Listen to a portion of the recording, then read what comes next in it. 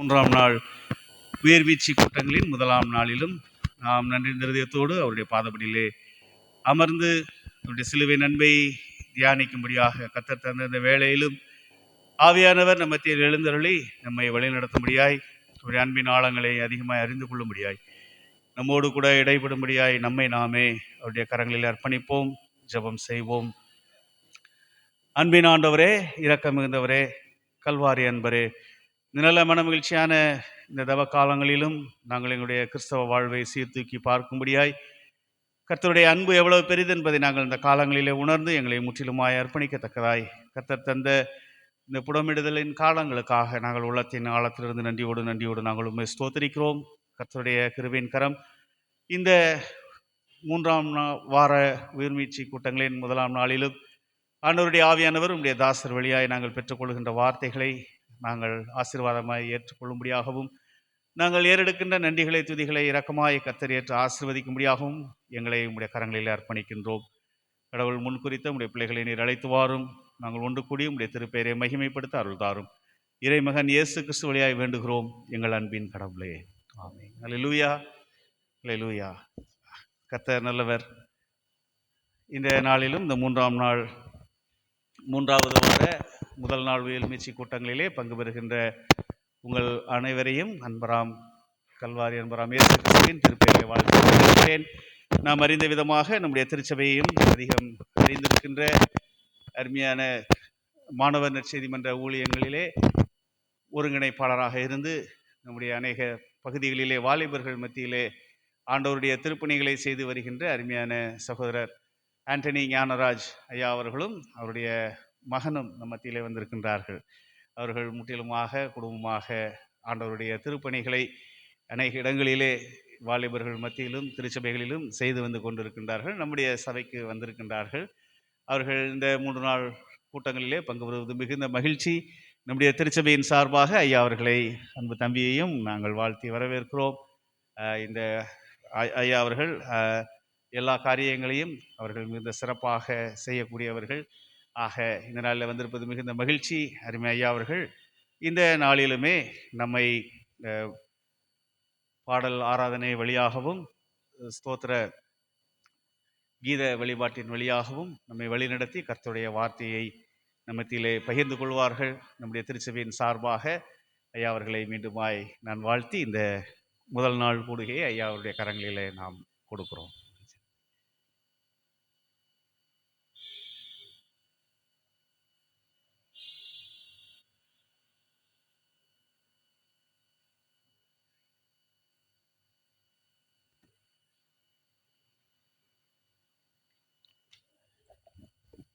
ஆண்டவராகிய இயேசு கிறிஸ்துவின் ஈடுநீட்ட நாமத்தில் உங்களை அன்போடு கூட வாழ்த்துகிறேன். இந்த 3 நாட்களும் உங்கள் மத்தியிலே வந்து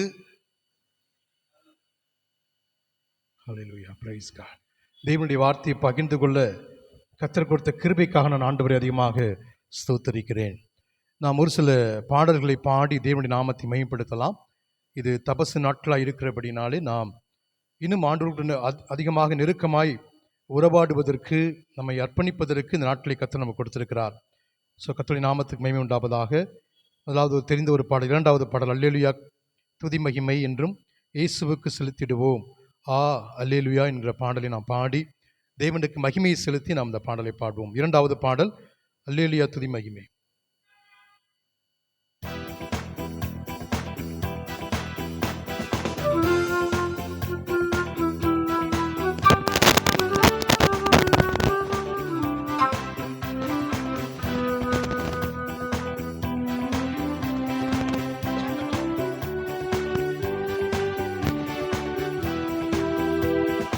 அல்லேலூயா துதி மகிமை என்றும் இயேசுவுக்கு செலுத்திடுவோம்.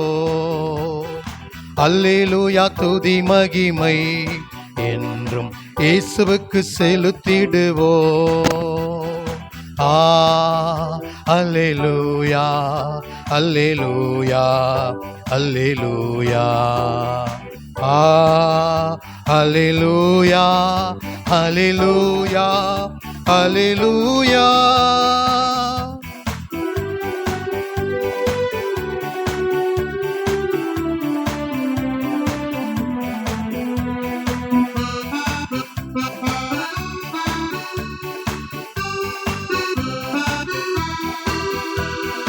சிலுவையை சுமப்பாயா, உலகத்தை வெறுப்பாயா, சிலுவையை சுமப்பாயா, உலகத்தை வெறுப்பாயா, உலகத்தை வெறுத்து இயேசுவின் பின்னே ஓடி வருவாயா, உலகத்தை வெறுத்து இயேசுவின் பின்னே ஓடியே வருவாயா.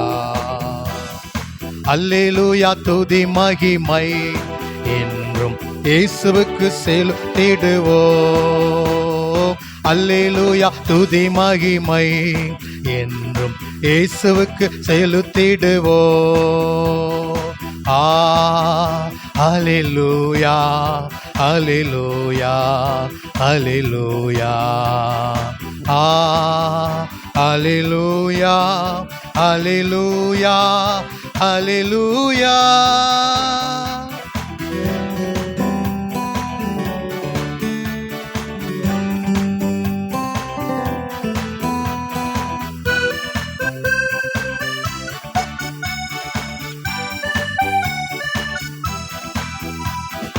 மோட்சத்தை அடைந்திடவே பாடுகள் பட வேண்டும், மோட்சத்தை அடைந்திடவே பாடுகள் பட வேண்டும், பாடுகள் மத்தியில் பரமன் இயேசுவில் நிலைத்தே நிற்க வேண்டும், பாடுகள் மத்தியில் பரமன் இயேசுவில் நிலைத்தே நிற்க வேண்டும். அல்லேலூயா துதி மகிமை என்றும் இயேசுவுக்கே செலுத்திடுவோம். அல்லேலூயா துதி மகிமை என்றும் இயேசுவுக்கே செலுத்திடுவோம். அல்லேலூயா அல்லேலூயா அல்லேலூயா அல்லேலூயா அல்லேலூயா அல்லேலூயா.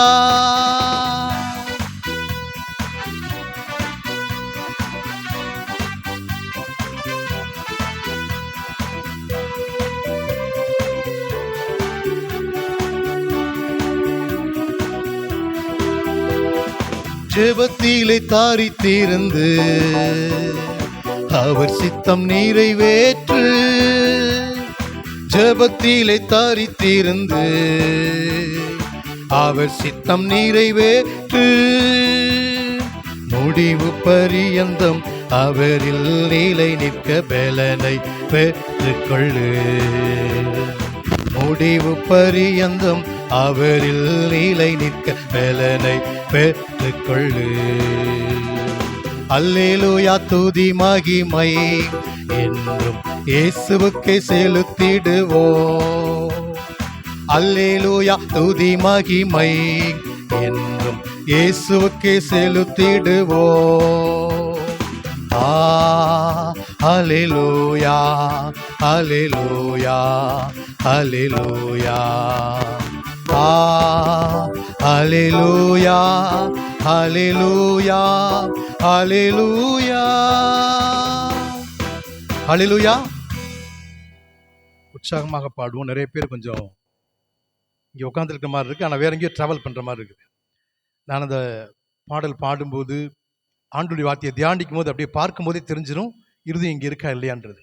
ஸோ கொஞ்ச நேரம் தெய்வ சமூகத்தில் காத்திருக்க போகிறோம். கடைசி நாட்களில் வாழ்ந்து கொண்டிருக்கிறோம். இந்த பாடல்கள் நம்முடைய வாழ்க்கையில் மிகப்பெரிய மாற்றத்தை கொண்டு வரும். பாடல்கள் என் வாழ்க்கையில் நிறைய காரியங்களை செய்திருக்கிறது. அது ஆவியோடும் கருத்தோடும் உணர்ந்து பாடுகிற போது நம்முடைய வாழ்க்கையில் ஒரு ஆவிக்குரிய ஒரு ஆண்டோடு நெருக்கமான உறவை பெற்றுக்கொள்ள முடியும். அந்த சிந்தையோடு கூட இன்னொரு பாடலை பாடலாம். 5வது பாடல், கருவிலே தாயின் கருவிலே உருவான நாள் முதல்ல. சாங் சீட் இல்லாதவங்க வாங்கிக்காங்க, பின்னாடி இல்லாதவங்க கை தூக்கினீங்கன்னா சாங் சீட்டை வாங்கிக்கலாம். சாங் சீட்டை வாங்கிக்காங்க. 5வது பாடல் இந்த 3 நாட்கள் நம்ம தான் பாடப்போகிறோம். கருவிலே தாயின் கருவிலே உருவான நாள் முதலாய் கண் மணி போல காத்து வந்தீரே, என்ன தபம் செய்தேனோ தெரியலையே, என்னில் இவ்வளவாய் அன்பு வைத்தீரே.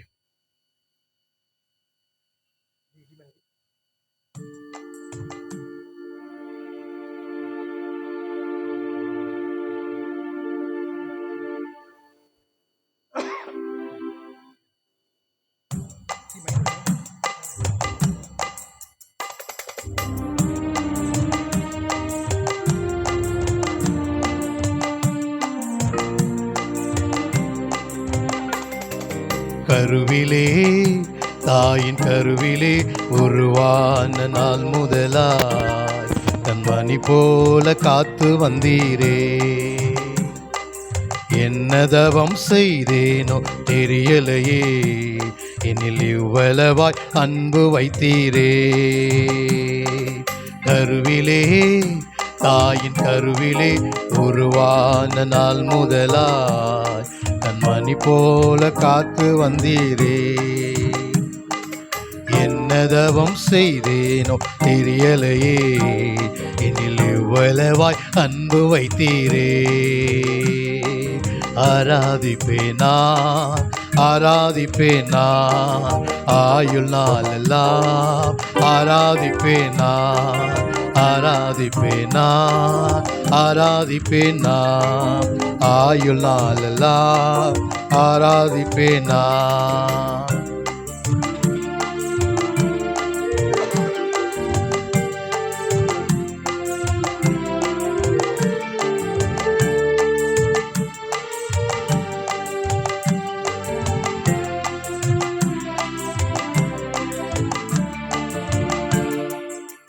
ரட்சித்தீரே கிருபையால் காத்தீரே தயவினால், ரட்சித்தீரே கிருபையால் காத்தீரே தயவினால், மீட்டீரே இரத்தத்தால் தூக்கினீர் இரக்கத்தால், மீட்டீரே இரத்தத்தால் தூக்கினீர் இரக்கத்தால்.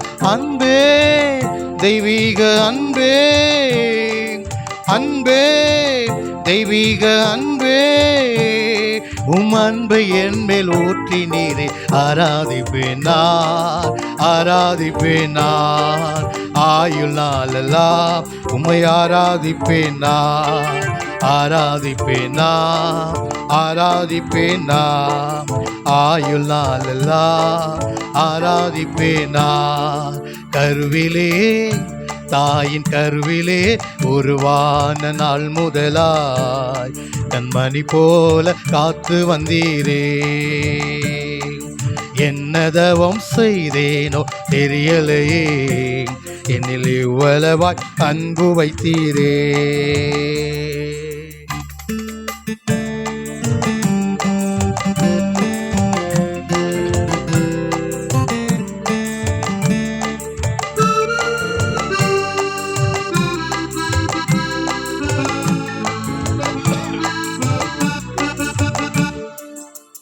என் ஆசை நாயகா இனிய மனவாளா, என் ஆசை நாயகா இனிய மனவாளா, எப்போது முகத்தை நேரில் காண்பேனோ, எப்போது முகத்தை நேரில் காண்பேனோ.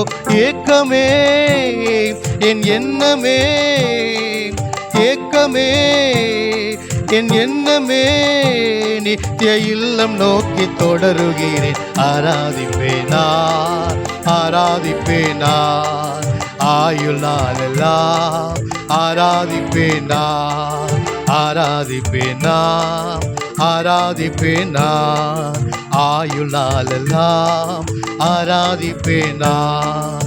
கருவிலே தாயின் கருவிலே உருவான நாள் முதலாய் கண்மணி போல காத்து வந்தீரே. என்னதவம் செய்தேனோ தெரியலையே, என்னில் இவ்வளவாய் அன்பு வைத்தீரே.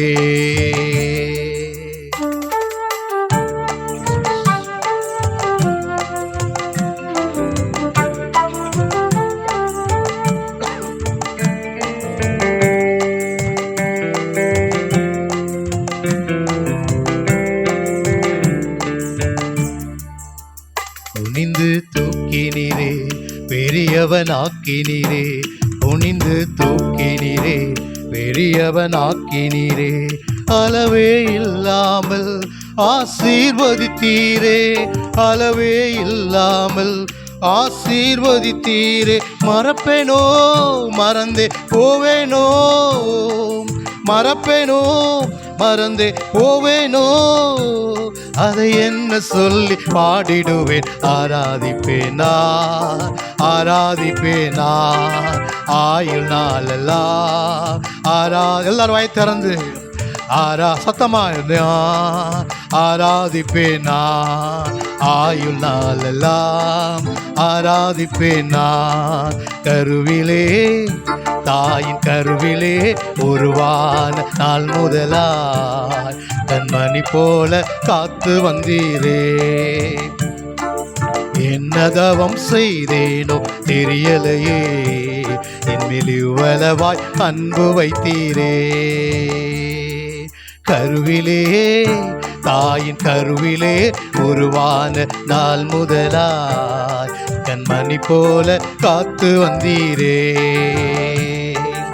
என்ன தவம் செய்தேனோ தெரியலையே, மேல் இவ்வளவாய் அன்பு வைத்தீர். எல்லாரும் வாயை திறந்து ஆராதிப்பேன், ஆராதிப்பேன் நான், ஆராதிப்பேன் நான் ஆயுள் நாளெல்லாம் ஆராதிப்பேன். நான் இயேசுவை ஆராதிப்பேன், நான் ஆராதிப்பேன். நான் ஆயுள் நாளெல்லாம் ஆராதிப்பேன் நான். ஹல்லேலூயா. இரண்டாவது சரணம், என் ஆசை நாயகா இனிய மணவாளா. மணவாளனாக இயேசு கிறிஸ்து வரப்போகிறார். மணவாட்டி திருச்செவியாகிய நாம் அவருடைய முகத்தை பார்க்க நாம் அவளாய் காத்திருக்கிறோம். அதான் அவர் பாடுகிறார், ஏக்கமே என் எண்ணமே நித்திய இல்லம் நோக்கி தொடருகிறேன். நித்திய இல்லம் நமக்காக பரலோகத்தில் ஆண்டவராகிய இயேசு கிறிஸ்து அழகான வீட்டை கட்டி வைத்திருக்கிறார். அந்த நித்திய இல்லம் நோக்கி நான் தொடர்கிறேன். ஆண்டவரே, தாயின் கருவிலே என்னை தெரிந்து கொண்ட தெய்வமே நான் ஆராதிக்கிறேன். பாடலை உணர்ந்து நம்ம இரண்டாவது சரணத்தை இணைந்து பாடப்போகிறோம். தயவுசெய்து கொஞ்சம் கவனிங்க. நான் கொஞ்சம் டெலிவரன்ஸ் நடத்த விரும்புகிறேன். பாடல் பாடும்போதே சில விடுதலை பெற்றுக்கொள்ள நான் விரும்புகிறேன். ஆண்டோடி வருகை ரொம்ப சமீபம். இனி காலம் செல்லாது. ஏனோ தானோ நீ வாழ்க்கை வாழ முடியாது. அப்படி வருகைக்கான எல்லா ஆயத்தமும் நடந்து கொண்டிருக்கின்றன. வரும்போதே தெய்வ சமூகத்தில் மற்றவங்களை பார்க்காதீங்க, விடுதலையோடு கூட பாடுங்க, ஆவியில பாடி துதிங்க. நான் பாடும்போது என் உதடுகளும் நீர் மீட்டுக்கொண்ட என் ஆத்மாவும் கம்பீரித்து மகிழும். அந்த ஆத்மால கம்பீரித்து மகிழ்ந்து இங்கே பார்க்க முடியும். அதனால தான் சொல்கிறேன், உணர்ந்து பாடுவோம், அர்ப்பணித்து பாடுவோம், பாடல்களை கற்றுக்கொள்வோம். நம்முடைய வாழ்க்கையில் மிகப்பெரிய ஆசீர்வாதத்தை நாம் பெற்றுக்கொள்ள முடியும். இரண்டாவது சரணத்தை இணைந்து பாடுவோம். பாடல் வேலை என்பது ஏதோ ஒரு நேரத்தை போக்குறதுக்காக, செய்திக்கும்பதாக பாடுறதுக்காக இல்லை. பாடல் வேலை என்பது உங்களுடைய இருதயத்தை ஆயத்தப்படுத்த கர்த்தர் தம்முடைய வார்த்தை மூலமாய் பேச போகிறார்.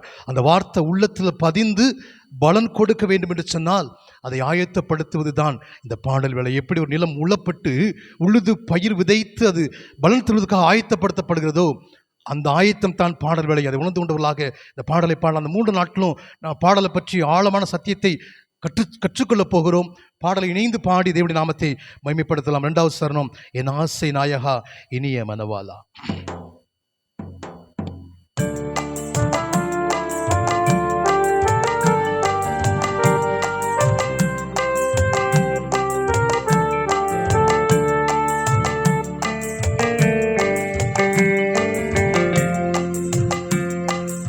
எல்லாரும் வாயத்தோடு சத்தமாய்,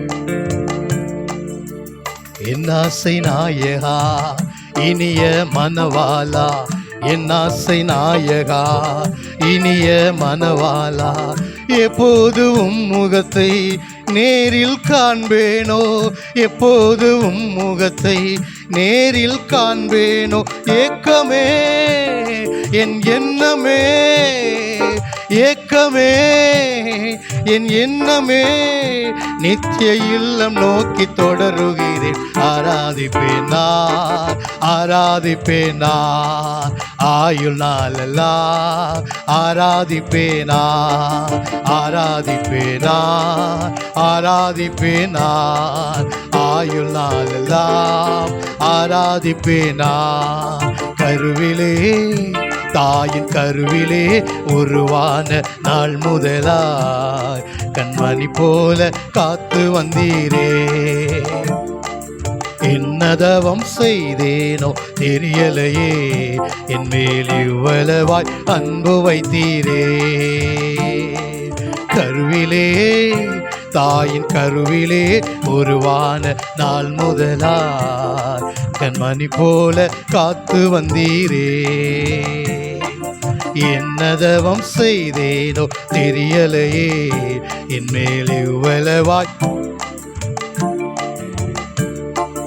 ஆராதிப்பேன் நான், ஆராதிப்பேன் நான், ஆயுள் நாளெல்லாம் ஆராதிப்பேன் நான், ஆராதிப்பேன் நான், ஆராதிப்பேன் நான், ஆயுள் நாளெல்லாம் ஆராதிப்பேன் நான். ஹல்லேலூயா. நான் ஏன் கண்ணை மூடி பாடுறேன் தெரியுமா? இந்த பிரசனம் இறங்கி வருதா, இதுவும் தடை இருக்குதா? ஒரு குறிப்பிட்ட மதுரை திருச்சபையில ஒரு கன்வென்ஷன் மீட்டிங்ல ஒரு ஊழியக்காரர் செய்தி கொடுக்க வந்திருந்தார். நான் பாடல்களை நடத்தும்படியாக வந்திருந்தேன். பாடல்களை பாடிக்கொண்டே இருக்கும்போது பின்னாடி உட்கார்ந்துருந்து இப்படி உட்கார்ந்து நான் பாடம் நடத்துறேன். உட்கார்ந்து இந்த போதரியா அடுத்த பாட்டு நான் சொல்றதுக்கு முன்னாடி திடீர்னு என் சட்டையை லேசா தொட்டு இந்த பாட்டை பாடுங்கிறது சொல்லி காமிச்சாரு. அதெல்லாம் ஏன் சொல்றேன் அப்படின்னா, நிறைய பேர் சொல்ல மாட்டாங்க பாடல் வேளையில என்ன நடக்குன்றது பாருங்க. சட்டையை பிடிச்சி இந்த பாட்டை கொடுத்தவனே சரி ஐயா கொடுத்துட்டாங்க மறுக்க முடியாதுன்னு சொல்லிட்டு அந்த பாட்டை தெரிந்த ஒரு பாடல், அந்த பாடலை பாடிட்டு பாடல் வேலையை முடித்து நானும் அந்த ஊழியக்காரரும் திரும்ப வீட்டுக்கு நாங்கள் திரும்பி சென்று இருக்கும்போது அந்த ஊழியக்காரனை பார்த்து சொன்னார், அவர் சொன்னார், பாடலை பாடிட்டு இருக்கப்ப அந்த பாடல் பாடும்போது ஆண்டவருடைய அக்கினியின் பிரசன்னம் அப்படியே அந்த ஆலயம் முழுவதும் நிரம்பி இருந்தது. எப்போ அந்த பாஸ்டர் உங்களை பிடிச்சி இந்த பாட்டை பாடுங்கன்னு சொன்னாரோ அப்போ அந்த பிரசன்னம் விலகுச்சு அப்படின்னு சொல்லிட்டு அந்த ஊழியக்காரன் ஒரு காரியம் சொன்னார். நீங்கள் வந்து நடத்தும் போது மிகுந்த ஜெபத்தோடு வாங்க, ஃபுல் அனாயிண்டிங்கில் அந்த ஜெபத்தில் நடத்துகிற போது யாரும் உள்ள டிஸ்டர்ப் பண்ண விட மாட்டார். ஏன்னா பாடல் வேலை ரொம்ப முக்கியம் என்பதை அவர் எனக்கு சொன்னார். அதில் ஒன்று புரிஞ்சுக்கணும், பாடும்போது தெய்வ பிரசனம் நமக்குள்ளாக இறங்கி வருகிறது, பரலோக மகிமை இறங்கி வருது. அது 5வது அதிகாரத்தில் அவர்கள் பாடி துதி செய்த போது நிற்க முடியாத அளவுக்கு ஷெக்கினா மகிமை அவர்கள் நிரப்பியது. அவருடைய பிரசன்னம், அவருடைய மகிமை நம் மீது இறங்கும், நமக்குள்ளாக இறங்கும், சரி செய்ய வேண்டிய காரியங்களை சரி செய்யும். அதனால பாடல்களை பாடும்போது அர்ப்பணித்து பாடல்களை பாடுவோம். அது நம் வாழ்க்கையில் ஆண்டவர்கிட்ட நெருக்கமாய் கொண்டு. அதனால தான் நான் பாடுறப்ப ஒரு பார்வை பார்த்துருவேன், எப்படி பாடுறாங்க, சும்மா பேருக்கு பாடுவாங்க, யார் பார்த்த பிள்ளையர் மாதிரி உட்காந்துருப்பாங்க, அப்படி இல்லை. பாடல்களை பாடும்போது இருதயத்தை ஊற்றி பாடுங்கள். பவுல் சொல்லுகிறார், நான் ஆவியோடும் பாடுவேன் கருத்தோடும் பாடுவேன். கருத்தோட பாட முடியுமா? ஆவியோட பாட முடியுமா? பல வருடங்களுக்கு முன்பதாக ஒரு முறை என்னுடைய வீட்டில் மாடியில் நான் பாடல்களை பாடி ஆராதிக்க முடியாய் மாடிக்கு நான் சென்ற போது ஆவியான ஒரு பாடலை ஞாபகத்தில் கொண்டு வந்தார். நான் ஏதெல்லாம் சொல்கிறேன் அப்படின்னா, பாடல் எவ்வளவு காரியம் இருக்கின்றதை பாருங்க. இதை நாம் கற்றுக்கொண்டு ஆண்டோருக்குள்ளாக வளர வேண்டும், ஆண்டோடு நெருக்கமாய் உறவாட வேண்டும். அதற்காக கொடுக்கப்பட்ட நாட்கள் தான் இந்த தபசு நாட்கள். மேலே போகும்போது ஒரு பாட்டை ஞாபகத்தில் கொண்டு வந்த ஒரு பாடல் பாட சொல்றாருனால் என்ன நடக்கின்ற பாருங்க. ஜி மேஜர் என்ன நடக்கின்ற பாருங்க. மேல போகும்போது பாடல் ஞாபகத்தில் வருது. அந்த பாட்டை நான் பாட ஆரம்பிக்கிறேன். காலமோ செல்லுதே, வாலிப மும்மறையுதே, எண்ணமெல்லாம் வீணாகும், கல்வியெல்லாம் மன்னாகும், மகிமையில் இயேசுவை தரிசிக்கும் நேரத்தில் அந்த நாள் நல்ல நாள் பாக்கிய நாள். இந்த பாடத்தை பாடும்படி ஆண்டவர்கள் பேசினார். இந்த பாடலை பாட ஆரம்பிச்சேன். மேல போன உடனே மகிமையில் இயேசு என்ற வரி வரப்பனால் பாட முடியல. முழங்கால் போட்டு கையெழுத்துக்கு அழுகிறேன், ஆண்டவரே மகிமையில் இயேசுவை தரிசிக்கும் நேரத்தில் அந்த நாள் நல்ல நாள், கல்வி எல்லாம் மண்ணாகும். திங்கக்கிழமையிலிருந்து சனிக்கிழமை வரைக்கும் எப்படி பிள்ளை முதுகுல பாவ மூட்டையை வைக்கிற மாதிரி புக்கு கொடுத்து அனுப்புகிறோம், கல்வி எல்லாம் மண்ணாகும். ஆண்டவர் தேடுறோமா? இப்போ நான் ஒப்பு கொடுத்தேன், ஆண்டவரே அன்னைக்கு நான் உங்களை தரிசிக்கணும், ஆண்டவரே என்னை உருவாக்குங்க, என்னை மாற்றுங்க, என்னை பரிசுத்தப்படுத்துங்க. இதுதான் பாடல் நம்முடைய வாழ்க்கையில் செய்கிற ஒரு காரியம். நீங்கள் பாடல்கள் ஆவியோடும் கருத்தோடும் பாடுகிற போது அது உங்களோடு கூட பேசும். நான் பின்னாடி பேசுகிறேன், கர்த்தருக்கு புதுப்பாட்டு பாடுறேன்னு நான் பேசுகிறேன். கர்த்தருக்கு புதுப்பாட்டு பாடுறதுனா என்ன, அப்படி அர்த்தம் என்பதை நான் கற்றுக்கொள்ள போகிறோம். பாடல்களை கருத்தோடு பாடுவோம், உணர்ந்து பாடுவோம். அது நம்முடைய வாழ்க்கையில் மிகப்பெரிய ஆசீர்வாதத்தை கொண்டு வரும். ஆகையினால தயவுசெய்து பாடல்களை கற்றுக்கொள்ளுங்க, தனி ஜெபத்தில் பாடுங்க, வேதத்தை வாசியுங்கள், ஜெபியுங்கள். கர்த்தருடைய வருகைக்கு அது நம்மை ஆயத்தப்படுத்தும் என்பதிலே எந்த விதமான ஒரு சந்தேகம் கிடையாது. நான் இப்பொழுது வேத பாடம் வாசிக்க கேட்கலாம். அதற்கு பிறகு ஒரு பாடலை பாடி ஆராதித்து ஆண்டவருடைய வார்த்தைக்குள்ளாக நாம் கடந்து போகலாம். வேத பாடம் வாசிக்க கேட்போம்.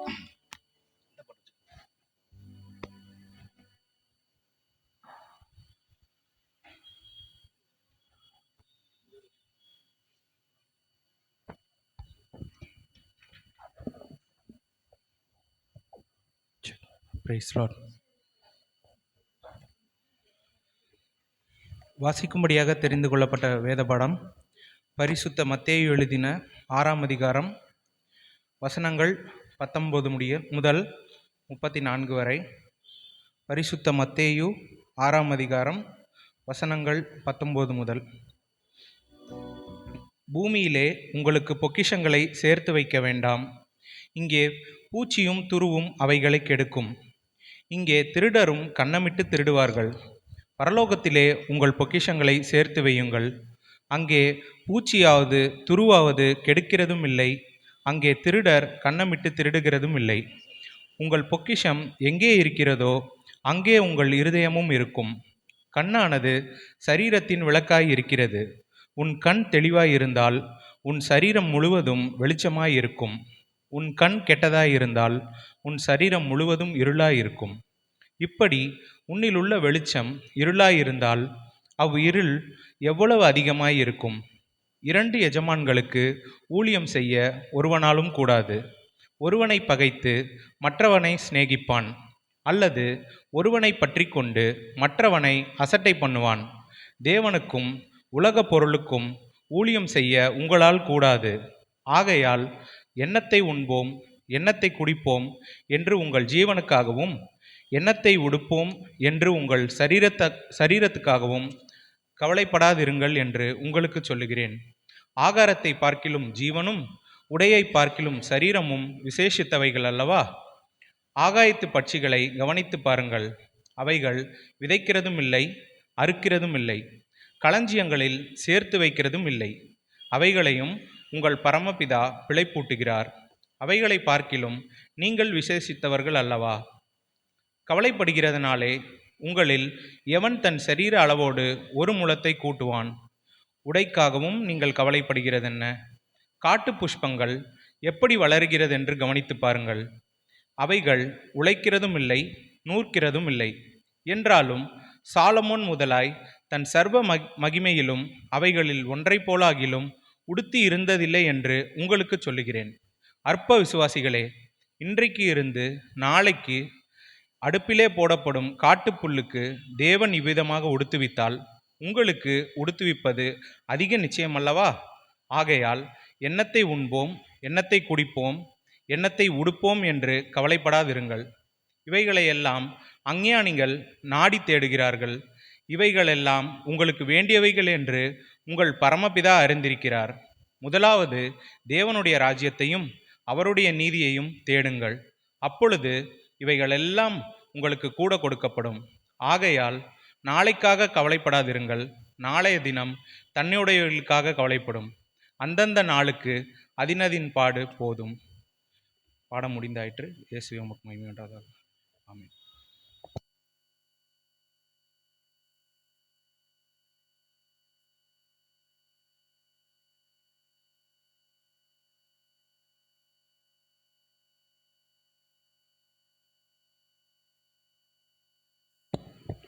நம் ஆண்டவருடைய வார்த்தையை தியானிப்பதற்கு முன்பதாக ஒரு பாடலை பாடி அப்படி ஆண்டவரை ஆராதித்து ஆண்டவர் வார்த்தைக்கெல்லாம் நம்ம கடந்து போகலாம். 12வது பாடலை பாடி சிறிது நேரம் நம் ஆண்டவரை ஆராதனை செய்து அதற்கு பிறகு ஆண்டவருடைய வார்த்தைகளை நாம் தியானிக்கலாம்.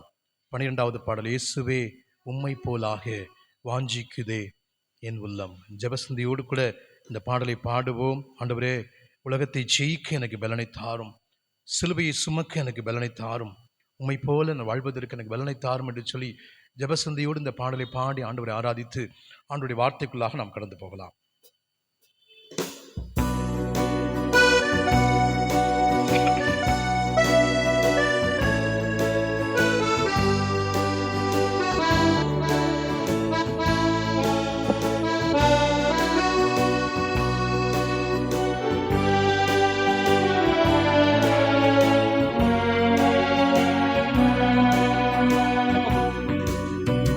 இயேசுவே உம்மை போலாக வாஞ்சிக்குதே என் உள்ளம். இயேசுவே உம்மை போலாக வாஞ்சிக்குதே என் உள்ளம். என்னாவி ஆத்மா சரீரம் முற்றும் படைத்து விட்டே என்னை ஏற்றுக்கொள்ளும் ஐயனே. என்னாவி ஆத்மா சரீரம் முற்றும் படைத்து விட்டே என்னை ஏற்றுக்கொள்ளும் ஐயனே. இயேசுவே உம்மை போலாக வாஞ்சிக்குதே என்னுள்ளம். பாவமறியாது பாவமே செய்யாது பாரினில் ஜீவித்தீரே. பாவமறியாது பாவமே செய்யாது பாரினில் ஜீவித்தீரே. பரிசுத்த உம்மை போல் ஜீவிக்கவே பரிசுத்தர் உம்மை போல் ஜீவிக்கவே பலமதை தாருமையா. உந்தன் பலமதை தாருமையா. பலமதை தாருமையா. உந்தன் பலமதை தாருமையா. இயேசுவே உம்மை போலாக வாஞ்சிக்குதே என்னுள். உள்ளத்தின் ஆழத்தின் ஆண்டவரை பார்த்து சொல்லலாமா? இயேசுவே உம்மை போலாக வாஞ்சிக்குதே என்னுள்ளம். உபத்திரவம் உண்டு உலகினில் என்று உலகத்தை வென்றேனென்றீ. உபத்திரவம் உண்டு உலகினில் என்று உலகத்தை வென்றேனென்றீ.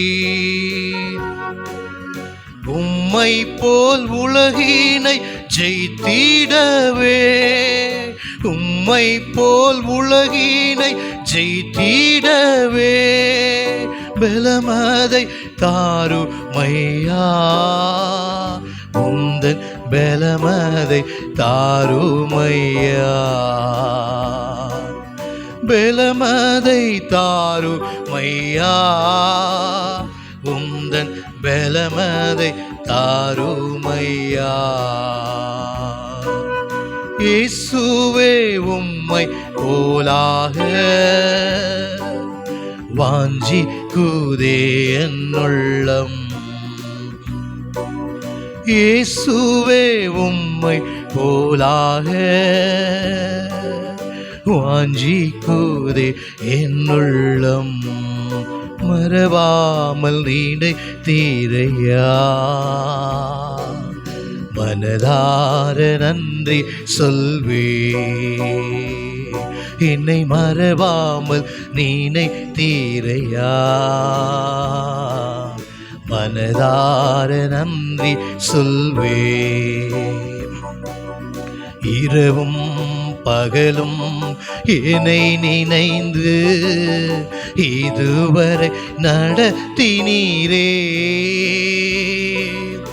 இரவும் பகலும் என்னை நினைந்து இதுவரை நடத்தினீரே. நன்றி நன்றி ஐயா. கோடி கோடி எல்லாரும் வாயை திறந்து கொஞ்ச நேரம் ஆண்டவரை ஆராதிக்கலாமா? நன்றி நன்றி ஐயா. கோடி கோடி நன்றி ஐயா. பலவீன நேரங்களில் பலன் தந்தீரையா. பலவீன நேரங்களில் பலன் தந்தீரையா. சுகமானேன் சுகமானேன், தழும்புகளால் சுகமானேன், என் குடும்ப மருத்துவர் நீரே. சுகமானேன் சுகமானேன், தழும்புகளால் சுகமானேன், என் குடும்ப மருத்துவர் நீரே. கடைசியாக நன்றி. எல்லாரும் வாய் திறந்து மக்கு நன்றி ஆண்டவரே, கோடான கோடி ஸ்தோத்திரம் ஆண்டவரே, கோடி கோடி நன்றி ஐயா, உமக்கு நன்றி நன்றி ஐயா. கோடி கோடி நன்றி ஐயா. என்னில்லடங்கா ஸ்தோத்திரம் தேவா, என்றென்றும் நான் பாடுவே.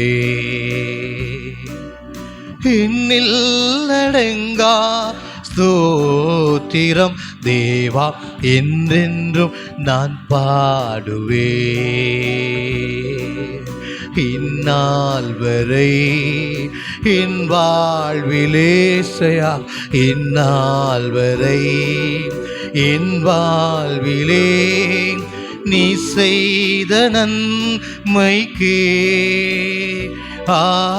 எண்ணில் அடங்கா ஸ்தோத்திரம் தேவா, என்றென்றும் நான் பாடுவேன். தேவா, என்றென்றும் நான் பாடுவேன். தேவா, என்றென்றும் நான் பாடுவேன்.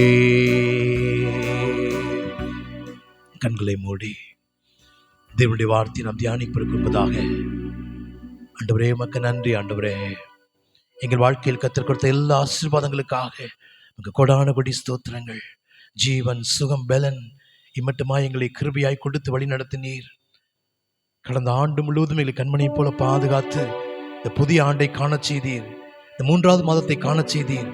நன்றியோடு நாங்கள் துதிக்கிறோம், ஸ்தோத்திரிக்கிறோம். இந்த கன்வென்ஷன் கூட முதல் நாளில், இதிலிருந்து விசேஷித்த நாட்களில், தபசு நாட்களில் உடைய வார்த்தைகளை தியானிக்கும்படியாய் கூடியிருக்கிறோம். உடைய வார்த்தை மூலமாய் பேசும்படி ஜெபிக்கிறோம். மனித சத்தம் அல்ல, தெய்வ சத்தம் மத்தியில் பலத்த விதத்தில் துணிக்கும்படி நாங்கள் ஜெபிக்கிறோம்.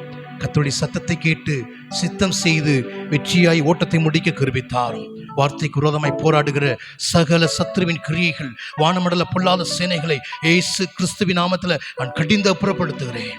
வார்த்தையை கேட்க விடாதபடி இருக்கிற எல்லா பலவீனங்களும் சோர்வுகளும் இயேசுவின் நாமத்தில் நீங்கும்படி நான் ஜெபிக்கிறேன். இந்த வார்த்தையை கேட்கிற ஒவ்வொருவருக்குள்ளாக உற்சாகமுள்ள ஆவி வந்து இறங்கும்படி நான் ஜெபிக்கிறேன். இந்த வார்த்தைகளை கேட்டு இந்த விரைக்கு ஆயத்தப்பட கிருபித்தார். இப்ப இயேசு கிறிஸ்துவின் நாமத்தில் துதி ஸ்தோத்திரங்களை ஏறெடுத்து ஜெபிக்கிறோம் எங்கள் ஜீவன நல்ல பிதாவே, ஆமென். ஆண்டவராகிய இயேசு கிறிஸ்துவின் ஈடுநேற்ற நாமத்தில் உங்களை அன்போடு கூட நான் வாழ்த்துகிறேன்.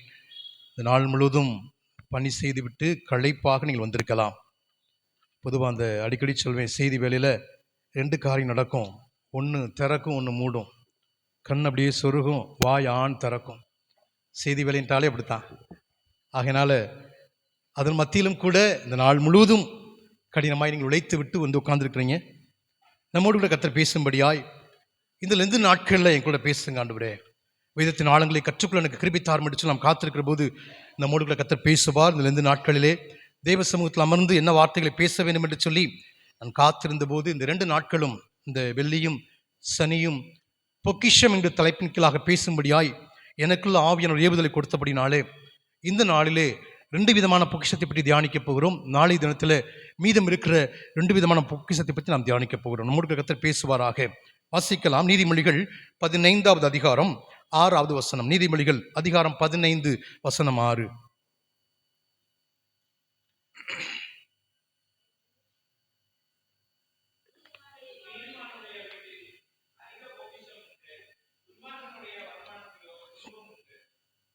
நீதிமானுடைய வீட்டில் அதிக பொக்கிஷம் உண்டு, துன்மார்க்கனுடைய வருமானத்திலோ துன்பம் உண்டு என்று வேதம் சொல்கிறது.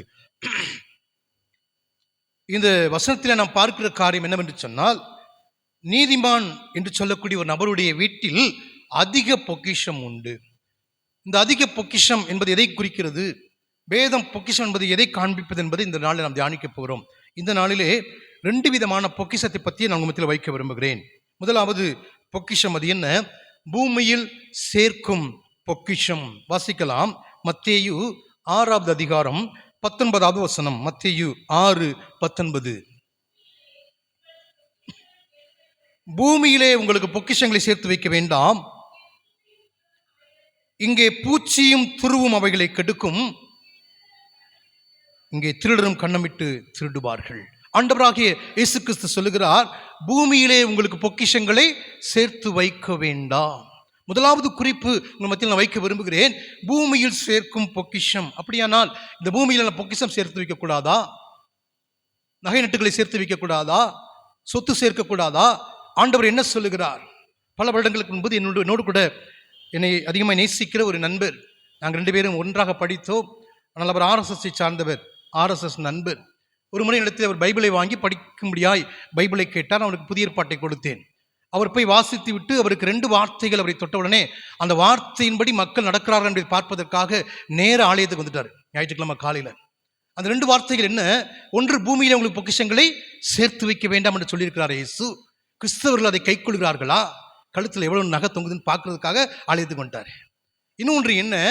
நீ ஜெபம் பண்ணு போதாவது இல்லை தீர்க்கம் சொல்லும் போதாவது ஸ்திரீகள் முக்காடிட்டு கொள்ள வேண்டும். முக்காடு போடுறாங்களான்னு பார்க்கறதுக்காக நேர சர்ச்சுக்கு வந்துட்டார். மனமத CSI சர்ச்சுக்கு. என் ஃப்ரெண்ட் அவர் வந்து அன்னைக்கு பார்த்தா எங்கள் சர்ச்சில் எல்லாருமே முக்காடு போட்டுருந்தாங்க.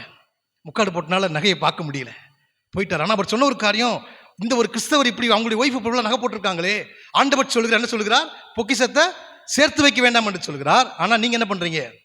நகையில் எவ்வளோ சேர்க்குறீங்களே, சேர்க்கலாமா என்று சொன்னார். அப்பொழுது அவருக்கு நான் பல வருஷத்துக்கு முன்பதாக ஆரம்ப நாட்கள் இது, நான் இளவயதாக இருந்தபோது சரியான பதில் அப்போது கொடுத்தேன் என்பது எனக்கு ஞாபகத்தில் இல்லை. ஆனால் இந்த வசனத்தினுடைய அர்த்தம் என்ன? பூமியிலே உங்களுக்கு பொக்கிஷங்களை சேர்த்து வைக்க வேண்டாம் என்று ஆண்டவர் சொல்கிறாரே, இதனுடைய அர்த்தம் என்ன? வசனத்தினுடைய அர்த்தத்தை நாம் புரிந்து கொள்ள வேண்டும் என்று சொன்னால் கான்டெக்ஸ்டுக்குள்ளாக நாம் சென்று அதை புரிந்து கொள்ள வேண்டும். பொதுவாக வேதத்திலே 3 விதமான அர்த்தங்கள் உண்டு. வேதத்தை வாசிக்கிற போது இதை புரிந்து கொண்டால் தான் வேதத்தை, சத்தியத்தை சரியாய் புரிந்து கொள்ள முடியும். ஒன்று, டைரக்ட் மீனிங். டைரக்டா மீன் பண்ணும். சகைவே இறங்கி வா அப்படின்னு என்ன அர்த்தம்? மரத்தை விட்டு இறங்கி வா. அதுக்கு நம்ம ஆவிக்குரிய அர்த்தம் கொடுக்கக்கூடாது. சகைவே பெருமன்ற விட்டு மரத்தை விட்டு இறங்கி வா, இப்படி அள்ளி விடக்கூடாது. நம்ம வாட்டுக்கு இறங்கி வான்னு அர்த்தம், டைரக்ட் மீனிங். இன்னொன்று இன்டெரக்டா மீன் பண்ணும். உன் கண் உனக்கு இடர் உண்டாக்கினால் அதை பிடுங்கி எரிந்து போடு அப்படின்னா என்ன அர்த்தம்? இது டைரக்டா மீன் பண்ணா கண்ணை பிடிங்கிடணும், அப்படிதான் அர்த்தம். ஏதாவது தப்பா பார்த்துட்டோம் அப்படின்னா கண்ணை பிடிக்கணும், இதுதான் டைரக்ட் மீனிங். ஆனால் டைரக்ட் மீனிங் கிடையாது. இன்டெரக்டா மீன் பண்ணுது. என்ன மீன் பண்ணுது? கண்ணு ரொம்ப கேர்ஃபுல்லாக வச்சுக்க, இந்த கண்ணு வச்சே நீ பாவம் செஞ்சு நரகத்துக்கு போயிருவே, பரலோகம் போடுவது தடைப்பட்டு விடும் என்பதை ஆண்டவர் அங்கு இன்டெரக்டா சொல்லுகிறார். சில வார்த்தைகளுக்கு ஆவிக்குரிய அர்த்தம் உண்டு, ஸ்பிரிச்சுவல் மீனிங். அந்த வார்த்தைக்கு என்ன அர்த்தம் என்பதை ஆவிக்குரிய பிரகாரமாக அர்த்தப்படுத்திக் கொள்ள வேண்டும். அப்படி புரிந்து கொண்டால் தான் வேதத்தை, சத்தியத்தை சத்தியமாய் நாம் புரிந்து கொண்டு அதன்படி நாம் வாழ முடியும். காரணம், நியாய தீர்ப்பு நாளிலே கர்த்தர் இந்த வேதத்தை பற்றி தான் நியாயத்துக்கு போகிறார். வேத வசனத்துக்கு மாறாய் வாழ்ந்தால் நியாய தீர்ப்பு நாளில் நம்முடைய நிலைமை பரிதாபமாக இருக்கும். வசனத்தை வசனமாய் புரிந்து கொள்வோம், வசனத்தின்படி வாழ நம்மை அர்ப்பணிப்போம். சத்தியத்தின்படி வாழ்வதற்கு கர்த்தர் நம்மை அழைத்திருக்கிறார். சபையை குறித்து வேதம் சொல்லும்போது தீமோத்தேயுக்கு வந்து பவுல் சொல்லுகிறார், அந்த சபை சத்தியத்துக்கு தூணும் ஆதாரமுமாய் இருக்கிறது. சத்திய வசனத்துக்கு தூண் சபை, சத்திய வசனத்துக்கு ஆதாரம் சபை. வசனத்தின்படி நாம் வாழ வேண்டும். எனக்கு அன்பானவர்களே, முதலாவது நாம் பார்க்கிற காரியம், பூமியிலே உங்களுக்கு பொக்கிஷங்களை சேர்த்து வைக்க வேண்டாம் என்று ஆண்டவர் சொல்லுகிறாரே, இதோடைய அர்த்தம் என்ன? அப்போ இதே அதிகாரம் வேற எங்கே இருக்குது? நீங்கள் மத்தேயு 6வது அதிகாரத்தையும் லூக்கா 12வது அதிகாரத்தையும் பேரலா வாசித்தா தான் இதோடைய அர்த்தங்களை புரிந்து கொள்ள முடியும். அங்கே விடுபட்ட வார்த்தைகள் இங்கு இருக்கும், இங்கு விடுபட்ட வார்த்தைகள் அங்கு இருக்கும். அப்போ தான் ஆண்டவர் சொல்ல வருகிற முழு அர்த்தத்தை நான் புரிந்து கொள்ள முடியும். நான் 2 அதிகாரத்தையும் கம்பேர் பண்ணி சில சத்தியத்தை உங்கள் மத்தியில் நான் வைக்க விரும்புகிறேன். பூமியிலே உங்களுக்கு பொக்கிஷங்களை சேர்த்து வைக்க வேண்டாம் என்று ஆண்டவர் சொல்லுகிறாரே, எந்த கான்டெக்ஸ்டில் அதை சொல்லுகிறார்? இந்த 6வது அதிகாரம் முழுவதும் என்ன காரியம் வருகிறது? அதிலே நாம் முக்கியப்படுத்தி பார்க்க வேண்டிய வசனம் என்ன? 24வது வசனத்தை வாசிக்கலாம். மத்தேயு 6:24.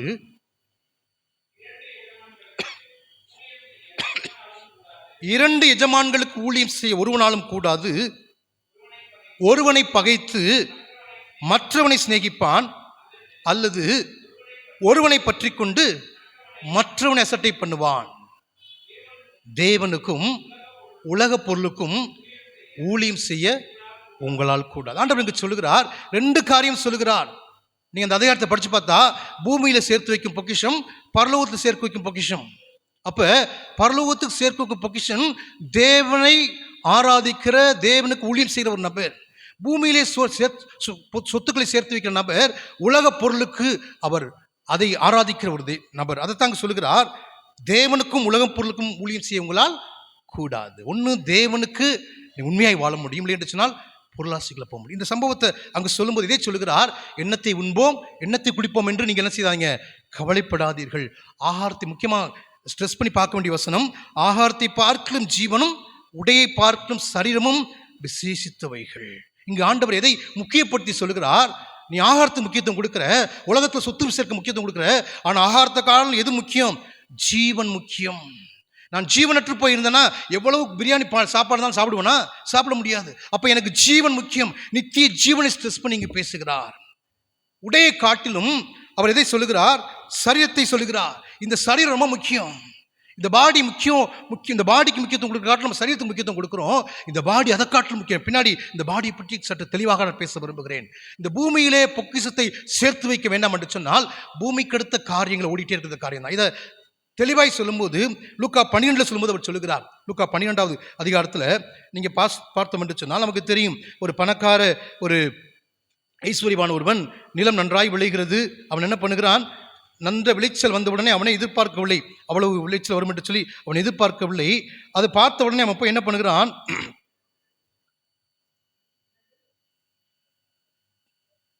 17 வாசிக்கலாம். ம் ம்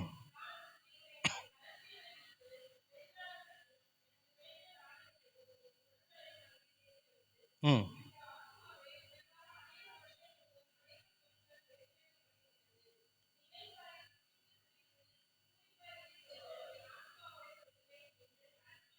இவன் சிந்தனை எல்லாமே சாப்பிடணும், சேர்க்கணும், களஞ்சியத்தை கட்டணும். அவன் சொல்றதை பாருங்களேன், எல்லா வார்த்தையும் நீங்கள் படித்து பார்த்தா, நான் என்ன செய்வேன், என் களஞ்சியங்களை வைக்கிறதுக்கு நான் ஒன்று செய்வேன், என் களஞ்சியங்களை இடித்து எனக்கு விளைந்த தானியத்தை, என் பொருள்களை, ஆத்மாவை உனக்காக நீ இளைப்பாரி, என் ஆத்மாவோடே தனக்குள்ளே தான் தான் தான்.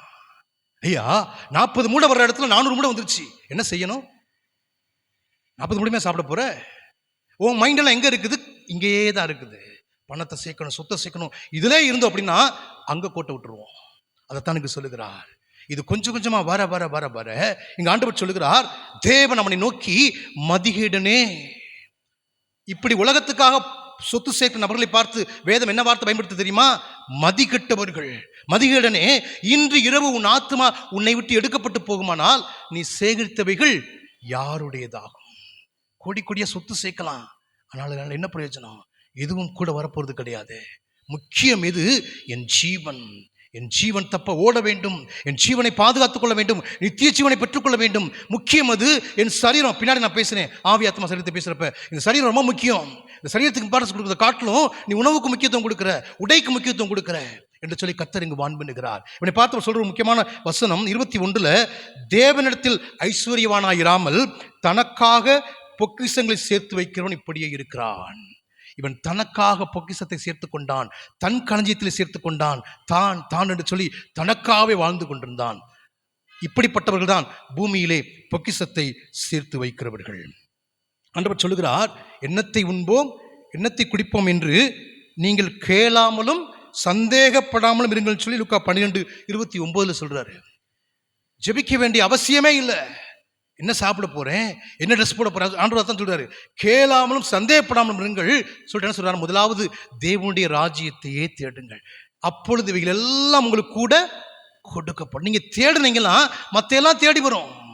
2013 நான் திருமணம் பண்ணின போது எனக்கு சம்பளம் 2000 ரூபா. மனைவி கன்சீவ் ஆயிட்டாங்க. என்ன போகணும், யார்கிட்ட போகணும்னு தெரியல. கர்த்தருக்கு தெரியாதா? நான் பணத்தை பார்க்கல, கர்த்தரை மட்டும்தான் பார்த்தேன்.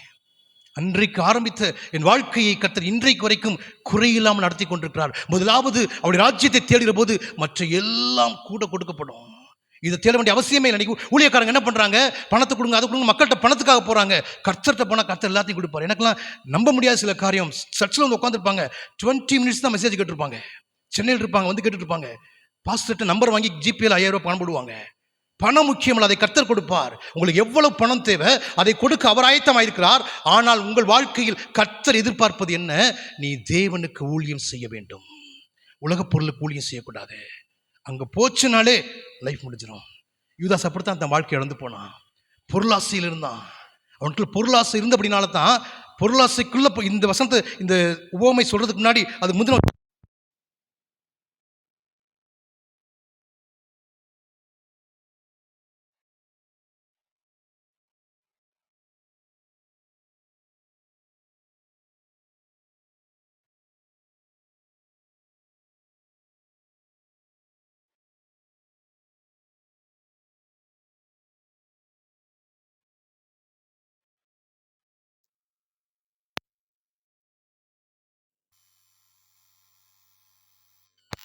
சரி என்ன அப்படின்னா, ஆண்டவரை தான் தேடணும். உலக பொருளுக்கு ஊழியம் செஞ்சால் லைஃப் இழந்துருவோம். கூடவே இருந்தாலும் யூதாஸ் யோசித்து பாருங்க. 30 வெள்ளிக்காசு கேட்டால் 300 வெள்ளிக்காசு கொடுத்துருப்பார் ஆண்டவர். பேதுருட்ட சொல்றாரு, போ நேர போ, தூண்டில் போடு, என்ன கிடைக்கும்? ஒரு மீன் கிடைக்கும். மீன் வாயில் என்ன இருக்கும்? ஒரு வெள்ளிப்பணம். பேதுரு போய் ஆண்டவர்ட்ட கேட்டானா? தேவைகளை நமக்கு வேண்டிக் கொடுக்கும்போதாக அறிந்த தேவன். இன்றைக்கு ஒரு தீர்மானம் பண்ணுங்கள். உலகத்தில் சொத்து சேர்க்காதீங்க. உலகத்தில் சொத்து சேர்த்து அதுக்கு முன்னாடி கண்ணு போச்சுன்னா தேவனை இழந்து விடுவோம். ஆண்டவர் எச்சரிக்கிறார், பூமியிலே உங்களுக்கு பொக்கிஷங்களை சேர்த்து வைக்க வேண்டாம். அப்படின்னா நான் பணம் சேர்க்கக்கூடாதா பிரதர்? சேவ் பண்ணக்கூடாதா? திடீர்னு ஆக்சிடென்ட் ஆகுது, நான் ஹாஸ்பிட்டல் போகணும், திருமணம் வருது, பிள்ளைங்க படிப்பு இருக்குது, ஜெபம் பண்ணிட்டு ஆண்டவர்கிட்ட கேட்டு ஜெபத்தோடு கூட அந்த ஞானத்தோடு கூட எவ்வளவு தேவையோ அவ்வளவு பணத்தை உங்களுக்காக நீங்கள் சேமித்து வைத்துக்கொண்டு, அளவுக்கு அதிகமாக வேணாம், எவ்வளவு தேவைன்றதை ஜெபம் பண்ணி உபவாசத்தை ஆண்டவருடைய சமூகத்தில் காத்திருந்து அதை எடுத்து வச்சுட்டு மிச்ச பணம் எவ்வளோ இருக்குதோ அதையெல்லாம் ஊழியத்தில் பயன்படுத்துங்க. நான் நாளைக்கு பேசும்போது பேசினேன், பரலோகத்தில் பொக்கிஷத்தை சேர்த்து வைக்கிறதுனா என்ன, எப்படி சேர்த்து வைக்கிறது என்பதை. எனக்கு 28 வயதில் வேதத்தில் எனக்கு ஒன்றுமே புரியாமல் வேதத்தை வாசிக்க ஆரம்பித்த போது எனக்கு ஒன்றுமே புரியலை. தூக்கமாக வந்துச்சு, ஒரு வசனமும் புரியவில்லை. ஆண்டவர்கிட்ட நான் அழுதேன், எல்கேஜி ஸ்டூடெண்ட்டை போல. ஆண்டவரே எனக்கு சொல்லிக் கொடுங்க, ஆண்டவரே எனக்கு கற்றுக் கொடுங்க, ஆண்டவரே மக்களை வார்த்தையை அனுப்பி அவங்களை விடுதலை செய்யணும், அவங்களுக்குள்ள வார்த்தை போய் வார்த்தையில் அவங்க வாழ்க்கையை கட்டணும்னு கிருபை தரணும்னு சொல்லி ஆண்டவர்கிட்ட கேட்டபோது தான் ஆண்டவர் கற்றுக் கொடுத்தார். மணிக்கணக்காக வேதத்தை வாசிக்க பழகிக்கொள், நான் வேதத்தின் மூலமாய் பேசுவேன். வேதத்தின் ஆழங்களை கர்த்தர் கற்றுக் கொடுக்க ஆரம்பித்தார், சத்தியங்களை கற்றுக் கொடுக்க ஆரம்பித்தார், அநேக புரியாத வசனங்களை முழுவதும் கற்றுக் கொடுக்க சொன்னார். எனக்கு நீங்கள் டைம் கொடுத்தீங்கன்னா ஒரு மாதம் நான் பைபிள் சொல்லியிருப்பேன். 122வது சங்கீதம், 132வது சங்கீதம், 89வது சங்கீதம், வேர்ட் லைன் பை லைன் நான் ஸ்டடி எடுப்பேன். நான் சங்கீதம் முழுசும் கற்றுக் கொடுத்தாரு. ஆனால் அதை நான் கற்றுக்கொள்ள கிட்டத்தட்ட 20 days எனக்கு புரியவே இல்லை. அவ்வளவு ஆழமான சத்தியத்தை கற்றுக் கொடுக்க ஆரம்பிக்கிறார், வசனத்தை சொல்லிக் கொடுக்க ஆரம்பிக்கிறார். நாம் சேர்த்து வைக்கிறது எதை சேர்த்து வைக்கணும்? பூமியில் பொக்கிஷங்களே இல்லை, தேவனுக்கு ஊழியம் செய்ய நீங்கள் முயற்சி பண்ணுங்கள், தேவனுடைய ராஜ்யத்தை தேடுங்கள். ஆண்டவர் இங்கே நம்முடைய வாழ்க்கையில் எதிர்பார்த்த ஒரு காரியம் என்ன? பூமியில் பொக்கிஷத்தை சேர்த்து வைக்க வேண்டாம். உங்கள் வருமானத்தில் எவ்வளவு வருது, என் ஃபியூச்சருக்கு எவ்வளவு தேவை, படிப்புக்கு எவ்வளவு தேவை, பிள்ளைக்கு எவ்வளவு தேவை, கால்குலேட் பண்ணுங்கள், பிளான் பண்ணுங்க. அந்த அமௌண்ட்டை மட்டும் ஒதுக்கி வச்சுட்டு மிச்ச பணத்தை எடுத்து கொஞ்சம் கொஞ்சமாக ஊழியங்களுக்கு ஏழைகளுக்கு கொடுக்க ஆரம்பிங்க. அது உங்கள் வாழ்க்கையில் மிகப்பெரிய ஆசீர்வாதத்தை கொண்டு ஒரு வேதம் சொல்கிறது, ஏழைக்கு இறங்குறவன் கர்த்தருக்கு கடன் கொடுக்கிறான், அவன் கொடுத்ததை அவர் திரும்ப கொடுப்பார். நீங்கள் எவ்வளவு, நான் தரித்திரத்தை பற்றி நாளைக்கு நான் தெளிவாக பேசுகிறேன், யாருங்க தரித்திரம் என்பதை. இதில் நீங்கள் கொடுக்க கொடுக்க கொடுக்க உங்களுக்கு கர்த்தர் கொடுத்து கொண்டே இருப்பார். நீங்கள் அதை பற்றி கவலைப்பட வேண்டிய அவசியமே இல்லை. அதான் தெளிவாக சொல்லிட்டாரு, சந்தேகப்படவும் வேண்டிக் கொள்ளவும் வேண்டாம், ஜெபிக்க வேண்டாம், பூமியிலே பொக்கிஷத்தை சேர்த்து வைக்க வேண்டாம். இந்த துரு, இந்த பூச்சி இதை கெடுக்கும், இந்த துரு நியாயத்தீர்ப்பு கணக்கு கொடுக்க, நியாயத்தீர்ப்பு நாளில் வந்து சாட்சி கொடுக்கும் என்று சொல்லி யாக்கோபு 1வது அதிகாரத்தில் முதல் 5 வசனத்தில் அதை பற்றி யாக்கோபு எச்சரிக்கிறார். பொக்கிஷம் சேர்த்து வைக்க அது நமக்கு விரோதமாக சாட்சி கொடுக்க ஆரம்பித்து விடும். ஸோ முதல் குறிப்பில் நாம் கற்றுக்கொள்ளக்கூடிய காரியம் என்ன? எனக்கு என்ன தேவையோ அதை மாத்திரம் எடுத்து வைத்துக்கொண்டு மீதமுள்ள காரியங்களை நான் தேவனுடைய ராஜ்ய கட்டுமான பண்ணிக்காய், பரலோகத்தில் பொக்கிஷத்தை சேர்த்து வைக்கிறதுக்காய் நான் சேகரிக்க நீ ஒப்பு கொடுக்கிறேன். தீர்மானம் எடுத்து பாருங்க, உங்கள் மூலமாக தேவனுடைய ராஜ்யம் கட்டப்படும். நாளைக்கு மிக தெளிவாக பரலோகத்தில் சேர்க்கும் பொக்கிஷத்தை பற்றி நான் பேசுகிறேன். இன்றைக்கு 2வது ஒரு பொக்கிஷத்தை பார்க்க போகிறோம். 2வது பொக்கிஷம் என்ன? 2 கொரிந்தியர் 4வது அதிகாரம் 7வது வசனம். 2 கொரிந்தியர் 4:7.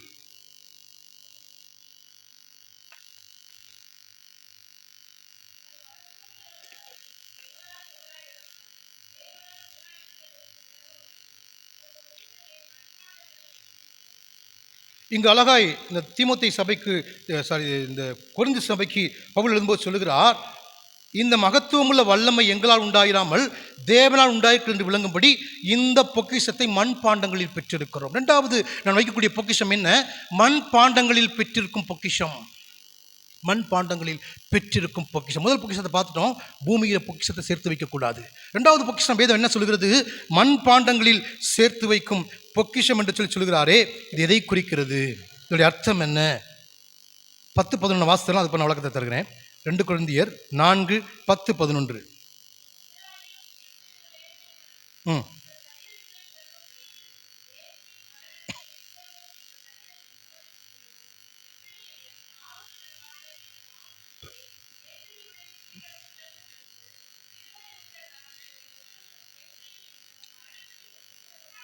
இந்த வசனத்தை கவனிங்க. 2 நாட்களில் இருக்கிறோம், இயேசுவின் மரணத்தை எங்கள் சரீரத்திலே விளங்கும்படிக்கு எங்கள் சரீரத்தில் சுமந்து திரிகிறோம்ன்றாரு. இயேசுவின் மரணத்தை ஏன் சரீரத்தில் எப்படி சுமக்க முடியும்? இந்த பொக்கிஷம் என்ன பொக்கிஷம்? 6ஆம் வசனத்தில் இருளில் இருந்து வெளிச்சத்தை பிரகாசிக்க சொன்ன தேவன் இயேசு கிறிஸ்துவின் முகத்தில் உள்ள தமது மகிமையின் அறிவாகிய ஒளியை தோன்ற பண்ணும் பொருட்டாக எங்கள் இருதயங்களை பிரகாசித்தார்.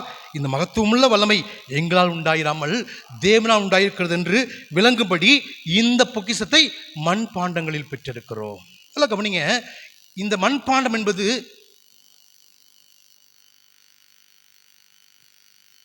இந்த மண் பாண்டம் எதை குறிக்கிறது? சொல்லுங்க பார்க்கலாம். மண்பாண்டம்னா என்ன? நம்முடைய சரீரம். நம் மண்ணினாலே உருவாக்கப்பட்டோம், மண்ணிலே படைக்கப்பட்டோம்.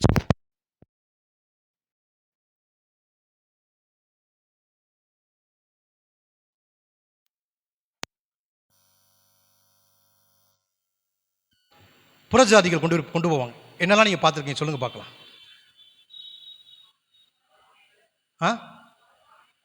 பானை இருக்கும் இல்லையா? பானை. வேற என்ன இருக்கும்? போகும்போது பூ உடுத்துட்டே போவாங்க. என்ன அர்த்தம் அதுக்கு? நான் ஒருத்தர்கிட்ட கேட்டேன், ஏன் இந்த மாதிரி பூ போகிறப்போ அப்படி ஊற்றுக்கிட்டே போகிறாங்க அப்படின்னு கேட்டப்போ அவர் சொன்னார், கல்லறையில் கொண்டு போய் புதைச்ச உடனே, இல்லை சுடுகாட்டில் கொண்டு போய் புதைச்சல எரிச்ச உடனே நைட்டு பேய் பிசாசு வருமா, வந்த உடனே இது உங்கள் வீட்டுக்கு போகணுன்றக்கான ஒன்றுமா, இந்த வீடு தெரியாதுல்ல, அதுக்கு நேரம் அந்த பூவெல்லாம் பறக்கிட்டே வருமா, பறக்கிட்டே வரவொடனே கொஞ்சம் தூரம் வந்தோடனே திடீர்னு பார்த்தா என்ன ஆயிரும், விடிஞ்சிடும், அதுவும் அது வீட்டுக்கு போயிருமா. இது அவர் சொன்ன விளக்கம். இது ஏன்னு தெரியவில்லை. ஆனால் நான் கற்றுக்கொண்டது என்ன அப்படின்னா, புல்லின் பூவை போல காய்ந்து போகிற வாழ்க்கை இந்த உலக வாழ்க்கை நிலையானது கிடையாது. இது பூ. பானை வச்சிருப்பாங்க பாத்துங்களா, மண் பானை. என்ன செய்வாங்க மண் பானையில சொல்லுங்க பார்க்கலாம்? தண்ணி வச்சிருப்பாங்க, வேற நெருப்பு வச்சிருப்பாங்க.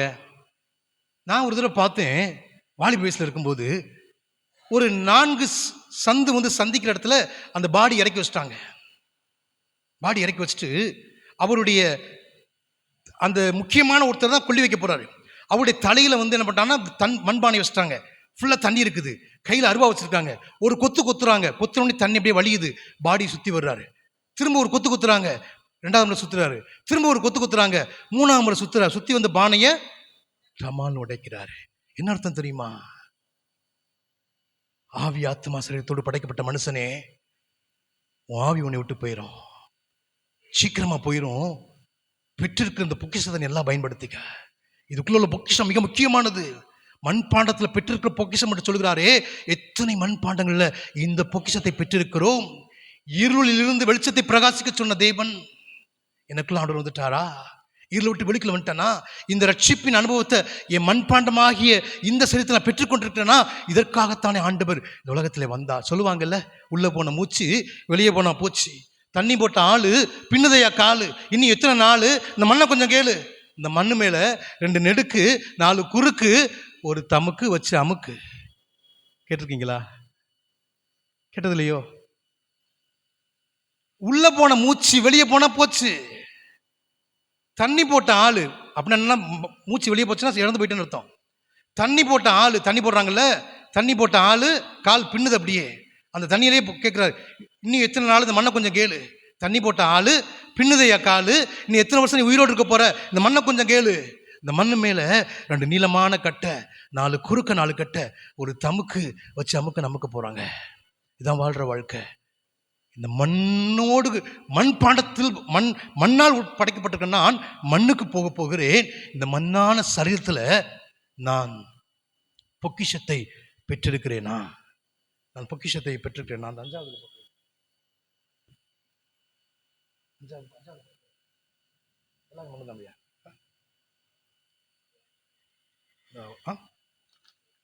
D minor. ஒரு பாட்டு நீ பாடுறப்ப ரொம்ப ஒரு மாதிரி யோசிக்க வச்சு அந்த பாடல். உலகத்தில் காடுற எல்லாமே கொஞ்ச காலம் வாழ்ற வாழ்க்கை, எல்லாமே அழிஞ்சு போயிடும், மண்ணுக்கு ஒப்பிடப்படுகிறது. மண்ணினாலே உருவாக்கப்பட்ட சரீரம் மண்ணுக்கு போக போகிறது. எல்லாமே மண்ணு தானையா, எல்லாமே மாயை தானையா.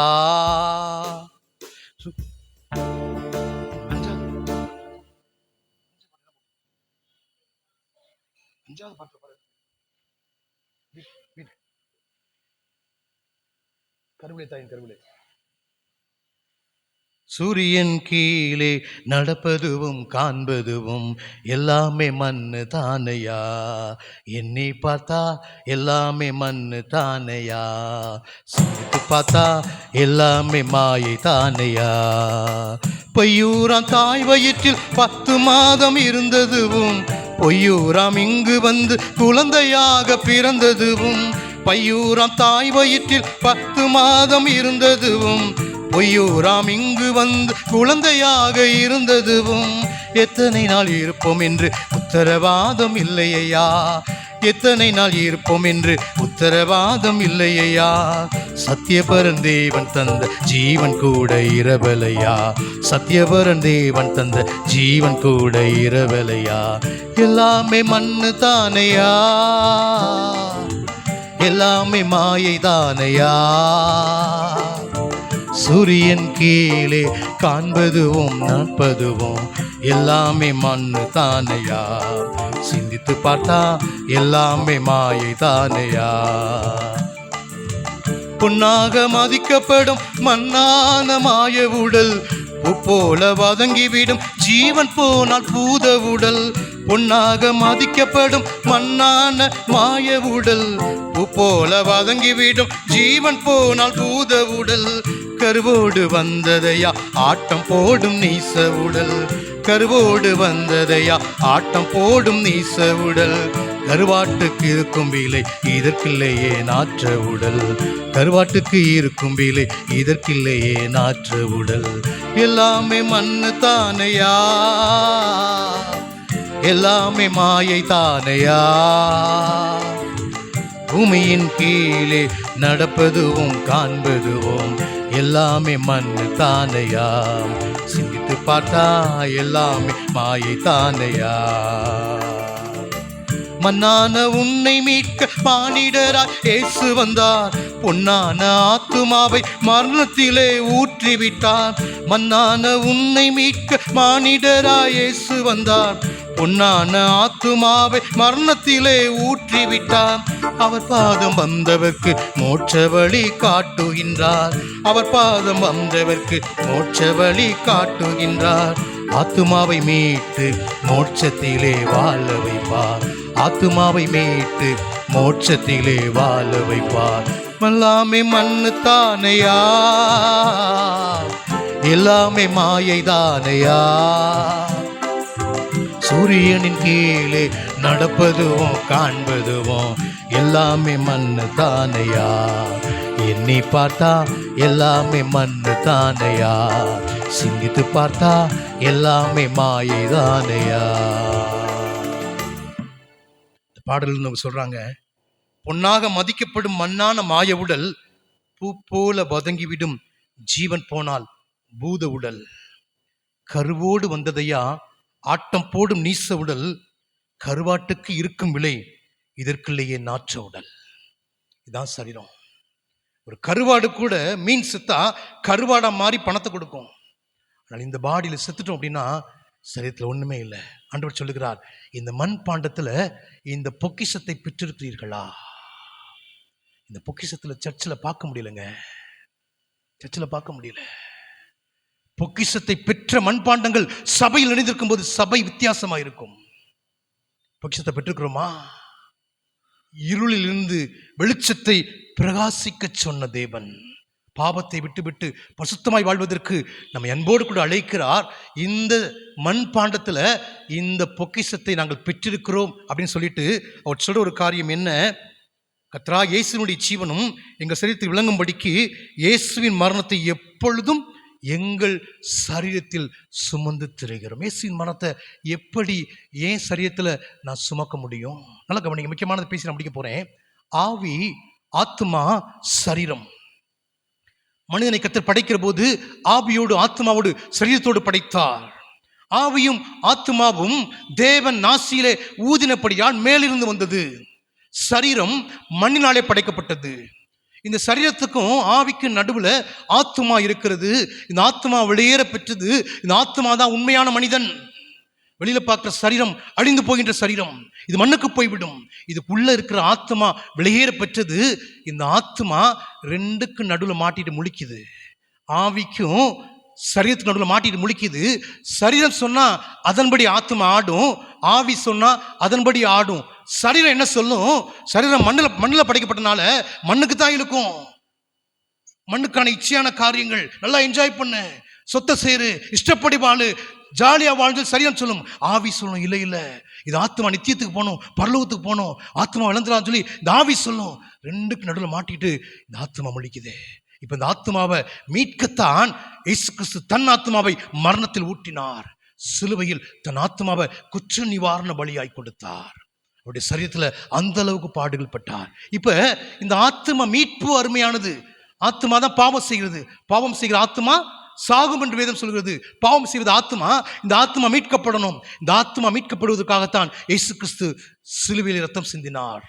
இப்ப சிலுவையில் சிந்தின ரத்தம் ஏன் ஆத்மாவை எப்படி மீட்கும்? என் பாவத்தை நான் எப்படி அறிக்கையிட முடியும்? அறிக்கையிடுகிற போது என் வாழ்க்கையில் என்ன நடக்கிறது? நல்லா கவனிங்க, முக்கியமான சத்தியத்தை நான் உங்க மத்தியில் பேச விரும்புகிறேன். அப்பதான் இந்த மண்பாடத்தை பற்றி நான் புரிஞ்சுக்க முடியும், இந்த சரீரத்தை பற்றி புரிஞ்சுக்க முடியும். இதை புரிஞ்சுக்கிட்டா தான் சரீரத்தில் இயேசு கிறிஸ்துவின் மரணத்தை எப்பொழுதும் நாம் சுமந்து தெரிய முடியும். அப்பதான் அந்த அர்த்தமே நமக்கு புரியும். அப்போ இயேசு கிறிஸ்து சிலுவையில் என் பாவத்திற்காக மரித்தார் அப்படின்றத நான் ஏற்றுக்கொண்டு சிலுவை அண்டே செல்கிறேன். என் பாவத்தை அறிக்கையிடுகிறேன். பாவத்தை அறிக்கையிடுகிற போது எனக்கு என்ன நடக்கிறது? இயேசு சொன்னார், ஒருவன் என் பின்னே வர விரும்பினால் அவன் தன்னைத்தான் வெறுத்து தன் சிலுவையை அனுதினம் எடுத்துக்கொண்டு என்னை பின்பற்ற கடவன் என்று லூக்கா 9:23 மத்திய 16:24 சொல்லுகிறார். லூக்கா 9:23 அனுதினமும் தன் சிலுவையை எடுத்துக்கொண்டு பின்பற்ற கடவன் என்று சொல்லுகிறாரே, இந்த தன் சிலுவை எதை குறிக்கிறது? சொல்லுங்க பார்க்கலாம். உலக பாடுகள். கமான் சொல்லுங்க. ஒருவன் என் பின்னே வர, ஒருவன் பின்னே வர விரும்பினால், விரும்பினா தான் போக முடியும். விருப்பம் இல்லாட்ட ஆண்டவர் எனக்கு கூட மாட்டார். வாசல் கதவை தட்டுகிறேன், சத்தத்தை கேட்டு கதவை திறந்தால் உள்ள வருவார். நம்மள மாதிரி டம்முன்னு வீட்டை டபுள் மாட்டி சொல்ல மாட்டார், தட்டுவார், உள்ள வாங்கன்னு சொன்னா உள்ள வருவார். அப்ப தன் சிலுவை எதை குறிக்கிறது? அம்மா பாடுகள் இருந்தாங்க, சொல்லுங்க பார்க்கலாம். இதை புரிஞ்சுக்கிட்டீங்கன்னா மரணம்னா என்ன நமக்கு தெரிஞ்சு போயிருப்ப. தன் சிலுவை என்பது எதை குறிக்கிறது? ரோமர் 6வது அதிகாரம் 6வது வசனம். ரோமர் 6:6.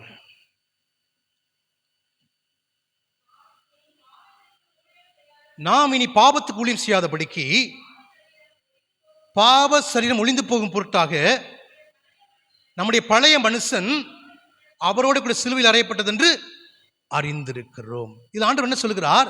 நீங்க சிலுவை அண்டே வர்றீங்க, பாவத்தை அறிக்கையிடுறீங்க.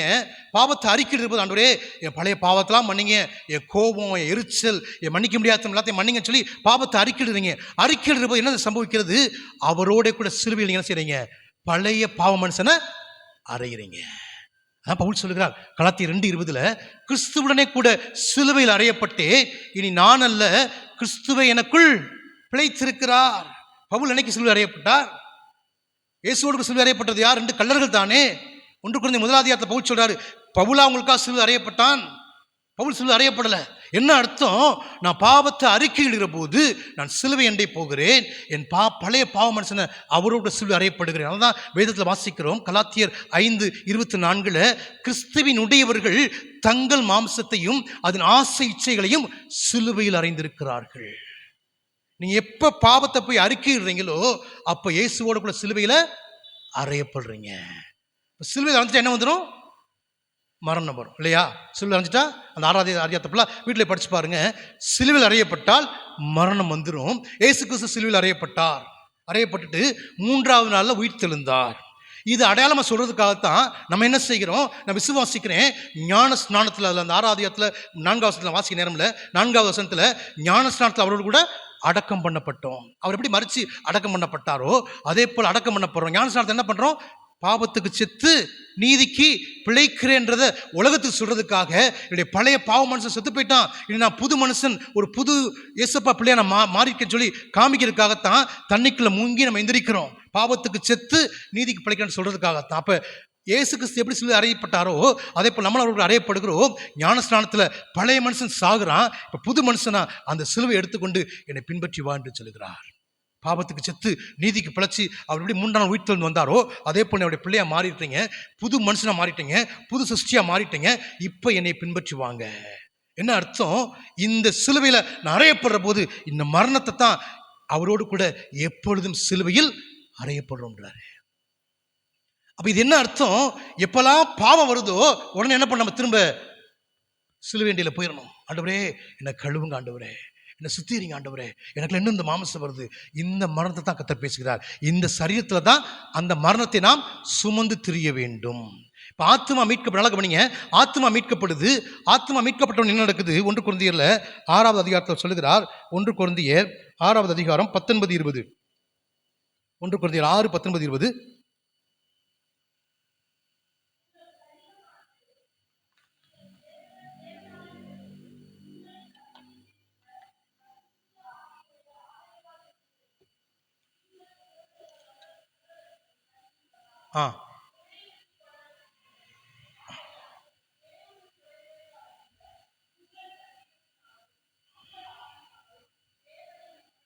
அழகாய் சொல்லுகிறார். 3 காரியம். கிரயத்துக் கொல்லப்பட்டீங்களே, எது கிரயத்துக் கொல்லப்பட்டது? எது மீட்கப்பட்டது? என் ஆத்மா மீட்கப்பட்டிருக்குது. ஆத்மா மீட்கப்பட்ட உடனே ஆவியும் சருமம் யாருடையதாக மாறுது? தேவனுடையதாய் மாறுகிறது. அப்ப தேவனுக்கு உடையவைகளாகிய உங்கள் சரீரத்தினாலும் உங்கள் ஆவியினாலும் தேவனை மகிமைப்படுத்துங்கள். இப்ப ஆவி ஆட்டோமேட்டிக்கா உயிர்ப்பிக்கப்பட்டுருச்சு. ஆவியில் நம்ம ஆண்டவர் தேட ஆரம்பிக்கிறோம், பைபிள் வாசிக்க ஆரம்பிக்கிறோம், ஜெபம் பண்ண ஆரம்பிக்கிறோம். ஆனால் மாம்சம் சேட்டை பண்ணிகிட்டே இருக்கும். கடைசி வரைக்கும் அந்த மாம்சத்துடைய போராட்டம் உண்டு. ஆத்மாவுக்கு விரோதமாய் போர் செய்கிற மாம்ச இச்சைகளை விட்டு விலகின்னு பைபிள் சொல்லுது. அப்போ இந்த இச்சை போராடிட்டே இருக்கும். நம்ம ஒவ்வொரு நாளும் அந்த மரணத்தை நம்ம சுமந்து கொண்டு இந்த சரீரத்தில் பாவத்தை அறிக்கையிட்டு ஓடிக்கொண்டே இருக்க வேண்டும். இந்த மண்பாண்டத்தில் இந்த பொக்கிஷத்தை பெற்றிருக்கிறோம் என்று சொல்லி பவுல் இங்கு சொல்லுகிறார்.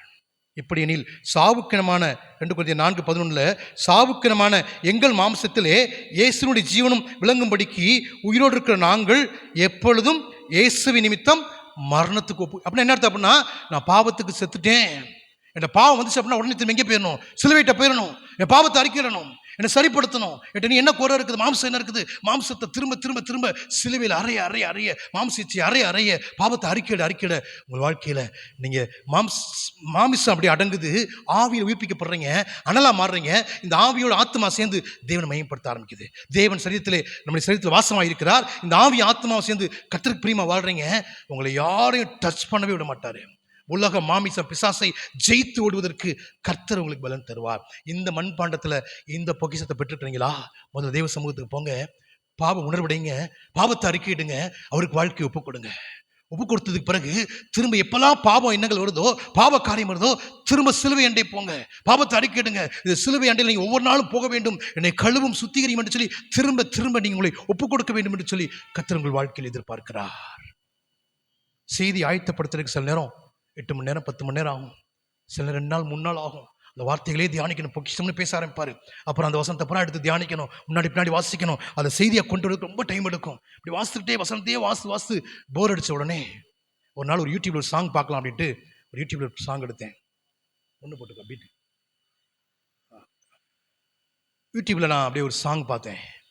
இந்த பாட்டு பாருங்க, இந்த பாட்டு பாடுறப்ப வசனம் வாசிக்கிறப்ப எப்படி உங்களை சிலுவை என்ற ஆண்டவர் கொண்டு வரான்றதை பாருங்க, எப்படி கொண்டு வரான்றதை பாருங்க. அந்த பாட்டை நான் கேட்டுட்டு இருக்கிறேன். இந்த பாட்டு கேட்ட உடனே என்னை சிலுவை எண்டையில் கொண்டு போகுது. எப்படி கொண்டு போகுது பாருங்க. என் நேசர் கொண்ட நாடு நான் செல்லும் நாடு என்னென்று சொல்வே, என் மோட்ச நாடு அதிசயமான ஒளிமய நாடாம் நேசரின் நாடாம் நான் வாஞ்சிக்கும் நாடாம், என் நேசரின் நாடாம் நான் வாஞ்சிக்கும் நாடாம். இயேசுவின் இரத்தத்தினால் பாவம் கழுவினால் செல்லலாமே, இயேசுவின் இரத்தத்தினால் பாவம் கழுவினால் செல்லலாமே. இத்தனை பெரிய சாக்கியம் நீலப்போரி பூமியில் எவரும் வேண்டாம், இன்றே வாரி அதிசயமான ஒளிமய நாடாம் நேசரின் நாடாம் நான் வாஞ்சிக்கும் நாடாம், என் நேசரின் நாடாம் நான் வாஞ்சிக்கும் நாடாம். இந்த பாட்டை பார்த்துட்டு இருக்கிறேன். ஏன் நான் தொகையராவோட பாட்டை பாடுறேன் அப்படின்னா, பாடுறப்ப நினைச்சிட்டு பாருங்க, அந்த அதிசயமான ஒளிமை நாடன் பாட்டு அந்த பல்லவி பாடிட்டு இருக்கும் போதே என் முழங்கால போட்டுட்டேன், 2 கையும் உயர்த்திட்டேன், ஆண்டவரை நோக்கி கதறினேன். ஆண்டவரே எனக்கு உதவி செய்யும் ஆண்டவரே, அந்த அதிசயமான ஒளிமை நாட்டை நான் இழந்துடக்கூடாது, அந்த பல்லவத்துக்கு நான் வரணும். எனக்கு பாவம் இழுக்குது, இச்சை இழுக்குது, மாமிசம் இழுக்குது, எனக்கு உதவி செய்யுங்க. அழுகிறேன் ஆண்டவரே, என்னை உயிர்ப்பீங்கன்னு சொல்றேன், பாவத்தை அறிக்கையிடுகிறேன், கதறுகிறேன். அந்த பல்லவத்தை இழந்துடக்கூடாது ஆண்டவரே. வேதம் சொல்லுகிறது மத்திய 7வது அதிகாரத்தில், அந்நாளில் அநேகர் என்னை நோக்கி கர்த்தாவே கர்த்தாவே நாமத்தினாலே அற்புதங்களை செய்தமல்லவா அதிசயங்களை செய்தமல்லவா என்பார்கள். அவளை பார்த்து ஆண்டவர் என்ன சொல்ல போறாரா? உங்களை அறியேன்னு சொல்ல போறாரா. அந்த நாள் வரப்போது ஆண்டவரே என்னை பார்த்து நீங்க அறியேன்னு சொல்லிக்கூடாது சொல்லி ஓவென்று அழுகிறேன். சிலுவை என்ற போகிறேன், கல்வாரி என்ப எனக்கு ஊற்றுங்க ஆண்டவரே, என்னை கழுவுங்க, ஒப்பு கொடுக்கிறேன், அழுகிறேன், ஒப்பு கொடுக்கிறேன். கம்ப்ளீட்டா இதான் சிலுவை என்ற போறது, இதான் மரத்தை சரீரத்தை சுமக்கிறது, போய் கதறுவது, பாவத்தை அறிக்கையிடுவது. இந்த சிலுவை எடுத்துக்கிட்டு என்னை பின்வாடி வாண்ட. இந்த சிலுவை இல்லாம யாரும் இயேசுவை பின்பற்ற முடியாது, யாரும் பரலோகத்துக்கு போகவே முடியாது. தன் சிலுவை என்பது இயேசுவோட கூட என்னை சிலுவையில் அறையப்பட நான் என்னை ஒப்புக் கொடுக்கிற ஒரு அனுபவம். பழைய பாவ மனுஷன் இதோடு கூட சிலுவையில் அறையப்பட்டு விட்டான். நான் இனி பழையவன் அல்ல, நான் புதியவன். வேதம் சொல்கிறது, ஒருவன் கிறிஸ்துவுக்குள் இருந்தால் புது சிருஷ்டியாய் இருக்கிறான், பழையவைகள் ஒளிந்து போயின, எல்லாம் புதிதாயின. இதான் அந்த சிலுவை. சிலுவை அண்டை போக போக பாவத்தை அறிக்கையிட ரத்தத்தை நீங்கள் பயன்படுத்த நீங்கள் கழுவப்படுறீங்க, நீங்கள் சுத்திகரிக்கப்படுறீங்க. இப்போ ஆண்டவர் பின்னாடி போகிறீங்க, அவர் சொல்கிறத கேட்டு போகிறீங்க. உங்களுடைய ஜெபத்தை கேட்க ஆண்டவர் வாஞ்சியோடு காவலோடு காத்திருக்கிறார். ஏன்னா இது பாவ அறிக்கை செய்கிற ஜெபம். நான் பரலோகத்துக்கு போகிறதுக்கு என்னை ஆயத்தப்படுத்துகிற ஜெபம். ஒரு ரத்தத்தை பயன்படுத்துகிறேன், ஒரு சிலுவை பயன்படுத்துகிறேன். கர்த்தரை பார்க்கிறார், உடனடியாக அதற்கு பதிலை கத்த தருகிறார். இந்த அனுபவம் இருக்குதா? இந்த மந்த்து இந்த கூட்டம் யூடியூப்ல ஒரு வாக்குத்தத்த ஆராதனை கூட்டம் வந்துச்சு.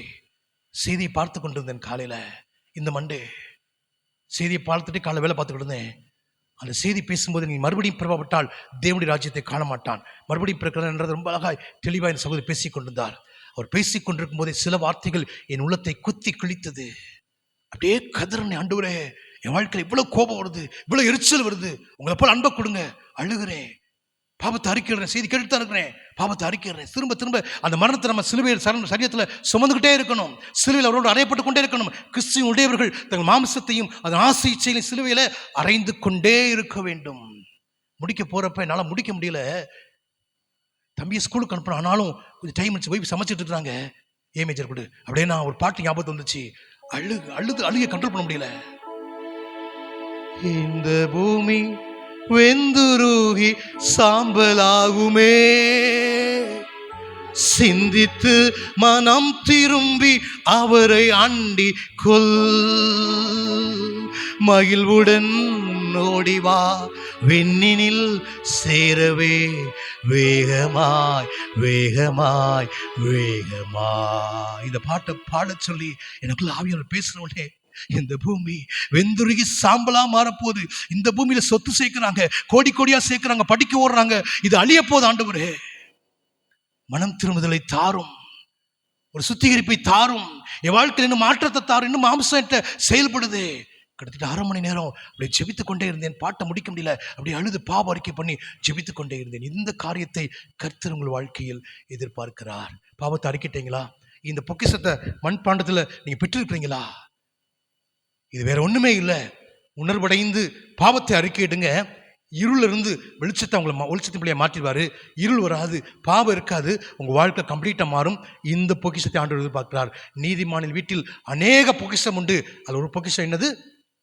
மண்பாண்டத்துல பெற்றிருக்கிற பொக்கிஷம். சுவிட்சர்லாந்து நாட்டில் அவங்களுடைய கல்ச்சர் வித்தியாசமா இருக்கும். பாய் ஃப்ரெண்ட், கேர்ள் ஃப்ரெண்ட் அவங்களே சூஸ் பண்ணிக்கலாம். அப்படிப்பட்ட சூழ்நிலையில் அம்மா கேட்டாங்க, 12 வயசு மகளை பார்த்து, உனக்கு பாய் ஃப்ரெண்ட் யாருமே இல்லையா? அவளுடன் சொல்லவில்லை. நாட்கள் அப்படியே போயிட்டே இருந்துச்சு. 10ஆம் படிக்கும்போது 15 வயசுல ஒரு பாய் ஃப்ரெண்டை கூட்டி கொண்டு வந்தாள். அவங்களுடைய வழக்கத்தின்படி அவங்களுடைய லைஃப் பார்ட்னர் அவங்களே சூஸ் பண்ணிக்கலாம். சண்டே மீலுக்கு வீட்டுக்கு கூட்டு வருவாங்க. இவள் ஒவ்வொரு வாரமும் ஒவ்வொரு பாய் ஃப்ரெண்டை கூட்டு வந்தா.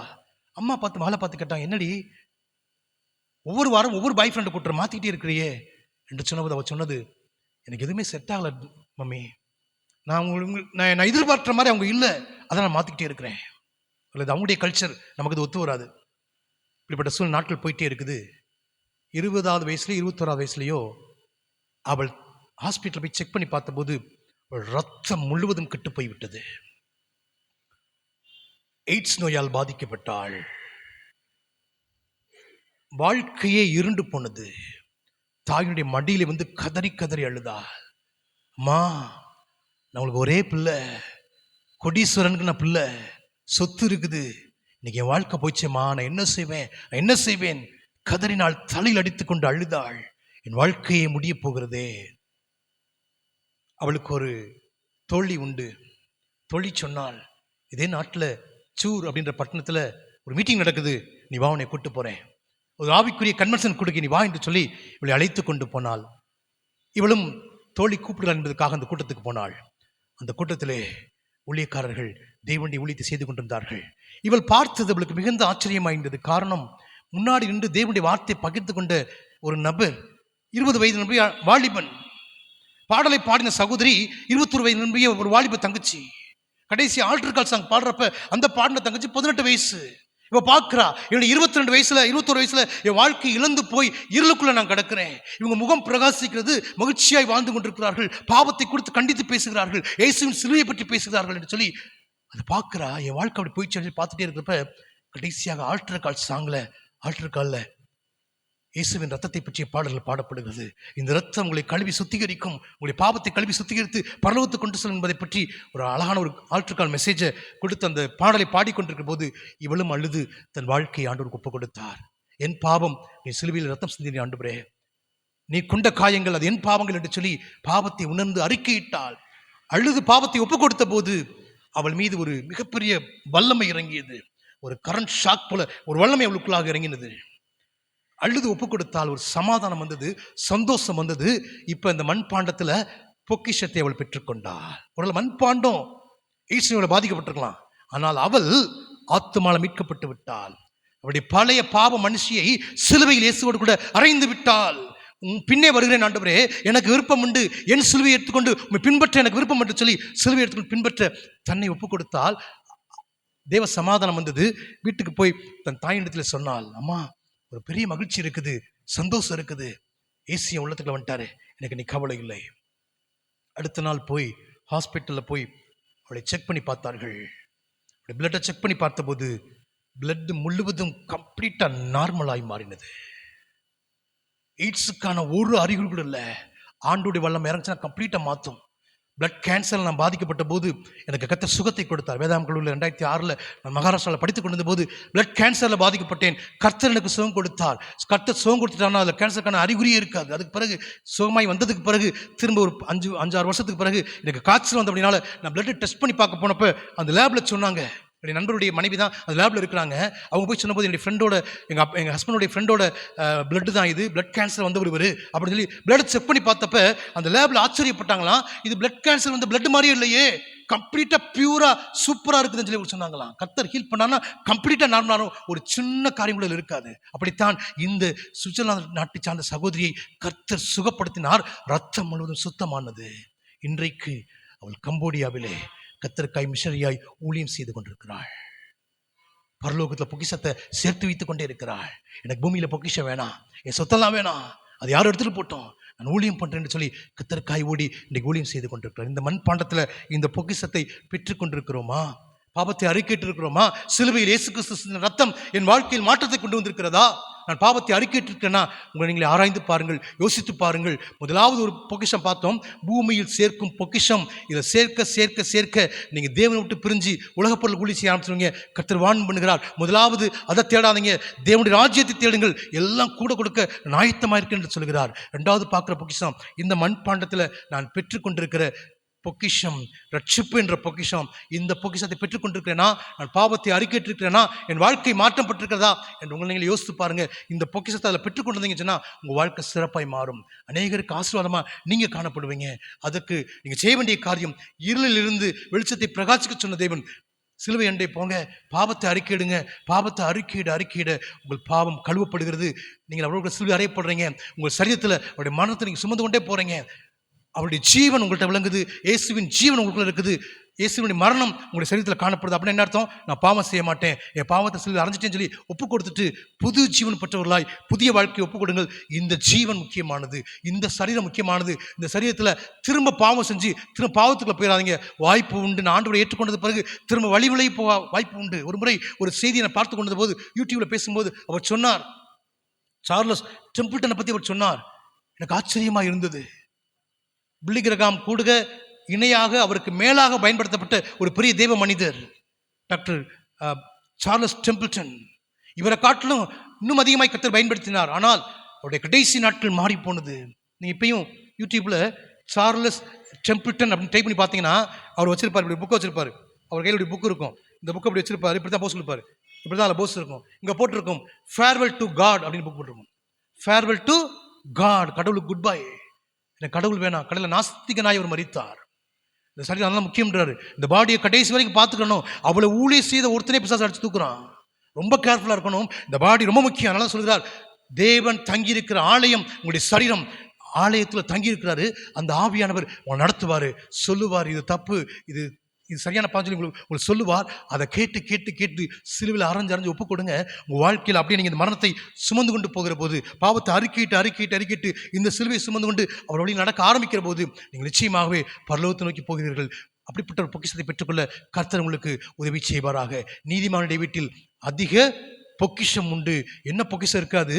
பூமியில் இருக்கிற பொக்கிஷம் இல்லை, மண் பாண்டத்தில் பெற்றிருக்கிற பொக்கிஷம். நாளைக்குள்ள மீதமுள்ள 2 பொக்கிஷத்தை பற்றி நாம் பார்க்க போகிறோம். இந்த பொக்கிஷத்தை நான் பெற்றிருக்கிறேனா? இந்த 2 நாட்களில் கர்த்தர் நம்மோடு கூட பேசுகிறார். நம்மை ஒப்பு கொடுப்போம், நம்மை அர்ப்பணிப்போம். அவருடைய வருகை மிகவும் சமீபமாக இருக்கிறது. அவருடைய ரகசிய வருகை எப்பொழுது வேண்டுமானால் நடக்கலாம். ரகசிய வருகைக்கு மனவாட்டி திருச்சபையாய் ஆயத்தப்படுவது என்ன?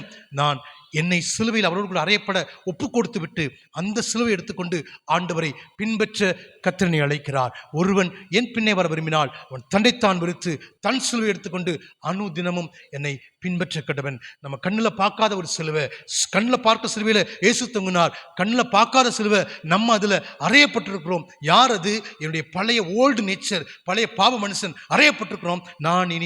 நான் அல்ல, பவுல் சொல்கிறார், கிறிஸ்துவோடு கூட சிலுவையில் அறையப்பட்டேன். இனி நான் அல்ல, பழைய பவுல் அல்ல, எனக்குள் கிறிஸ்துவே பிழைத்திருக்கிறார். கிறிஸ்துவை போல பார்வை, கிறிஸ்துவை போல பேச்சு. இதை அடுத்த வாரம் நாளைக்கு பார்க்க போகிறோம். கிறிஸ்துவை போல பேச்சு, கிறிஸ்துவை போல ஊழியம், கிறிஸ்துவை போல என் காரியம் எல்லாம் மாறும். அப்படி மாறுவதற்கு கர்த்தர் உங்கள் வாழ்க்கையில் இருப்பார்க்கிறார். இந்த மண் பாண்டத்தில் இந்த பொக்கிஷத்தை பெற்றுக்கொள்ளுங்கள்.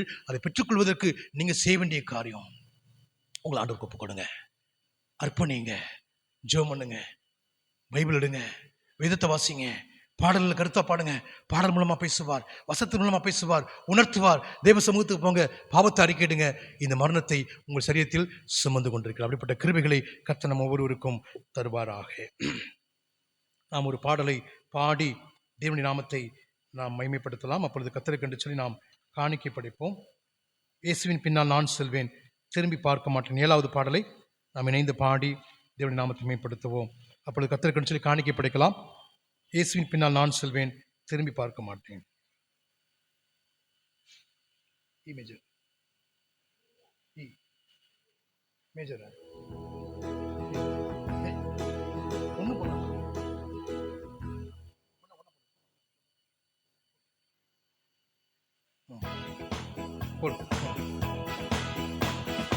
இயேசுவின் பின்னால் நான் செல்வேன், திரும்பி பார்க்க மாட்டேன், திரும்பி பார்க்க மாட்டேன். இயேசுவின் பின்னால் நான் செல்வேன், திரும்பி பார்க்க மாட்டேன், திரும்பி பார்க்க மாட்டேன். சிலுவையே முன்னால், உலகமே பின்னால். சிலுவையே முன்னால், உலகமே பின்னால். இயேசு சிந்திய இரத்தத்தினாலே என்றும் விடுதலையே. இயேசு சிந்திய இரத்தத்தினாலே என்றும் விடுதலையே. இயேசுவின் பின்னால் நான் செல்வேன், திரும்பி பார்க்க மாட்டேன், திரும்பி பார்க்க மாட்டேன். உலகத்தின் பெருமை செல்வத்தின் பற்று எல்லாம் உதறிவிட்டேன். உலகத்தின் பெருமை செல்வத்தின் பற்று எல்லாம், உடல் பொருள் ஆவி உடைமைகள் யாவும் ஒப்பு கொடுத்து விட்டேன். உடல் பொருள் ஆவி உடைமைகள் யாவும் ஒப்பு கொடுத்து விட்டேன். நானவர் ஆலயம், எனக்குள்ளே இயேசு. நானவர் ஆலயம், எனக்குள்ளே இயேசு.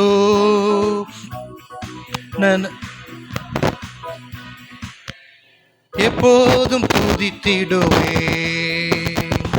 என்ன நடந்தாலும் எவ்வேளையிலும் எப்போதும் துதித்திடுவேன்.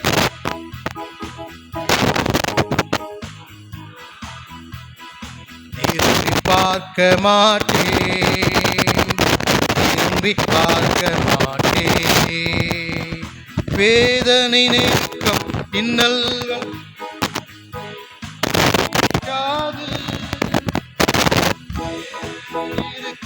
இன்னல்கள் இடர்கள் எதுவும் பிரிக்காது. வெற்றி வேந்தன் என் இயேசுவின் அன்பா முற்றிலும் ஜெயம் பெறுவேன். ஆமென் ஆமென். வெற்றி வேந்தன் என் இயேசுவின் அன்பா முற்றிலும் ஜெயம் பெறுவேன். நிகழ்கின்ற காலமோ வருகின்ற காலமோ, நிகழ்கின்ற காலமோ வருகின்ற காலமோ, வாழ்வோ சாவோ பிரிக்கவே முடியாது. வாழ்வோ சாவோ வல்ல தூதரோ பிரிக்கவே முடியாது. இயேசுவின் பின்னால் நான் செல்வேன், திரும்பி பார்க்க மாட்டேன், திரும்பி பார்க்க மாட்டேன். ஹல்லேலூயா. ஒரே ஒரு காரியம், நாளைக்கு ஒரு சின்ன ஹோம்வொர்க், சரியா? கர்த்தருக்கு புதுப்பாட்டு பாடல்னா என்ன கண்டுபிடிச்சு வர போறீங்க. கர்த்தருக்கு புதுப்பாட்டு பாடல்னா என்ன, ஒரு அறிவிப்பை நம்ம மத்தியில் இருக்கிற அண்ணன் கொடுப்பாங்க. அதுக்கு நம்ம ஜெபித்து முடிக்கலாம்.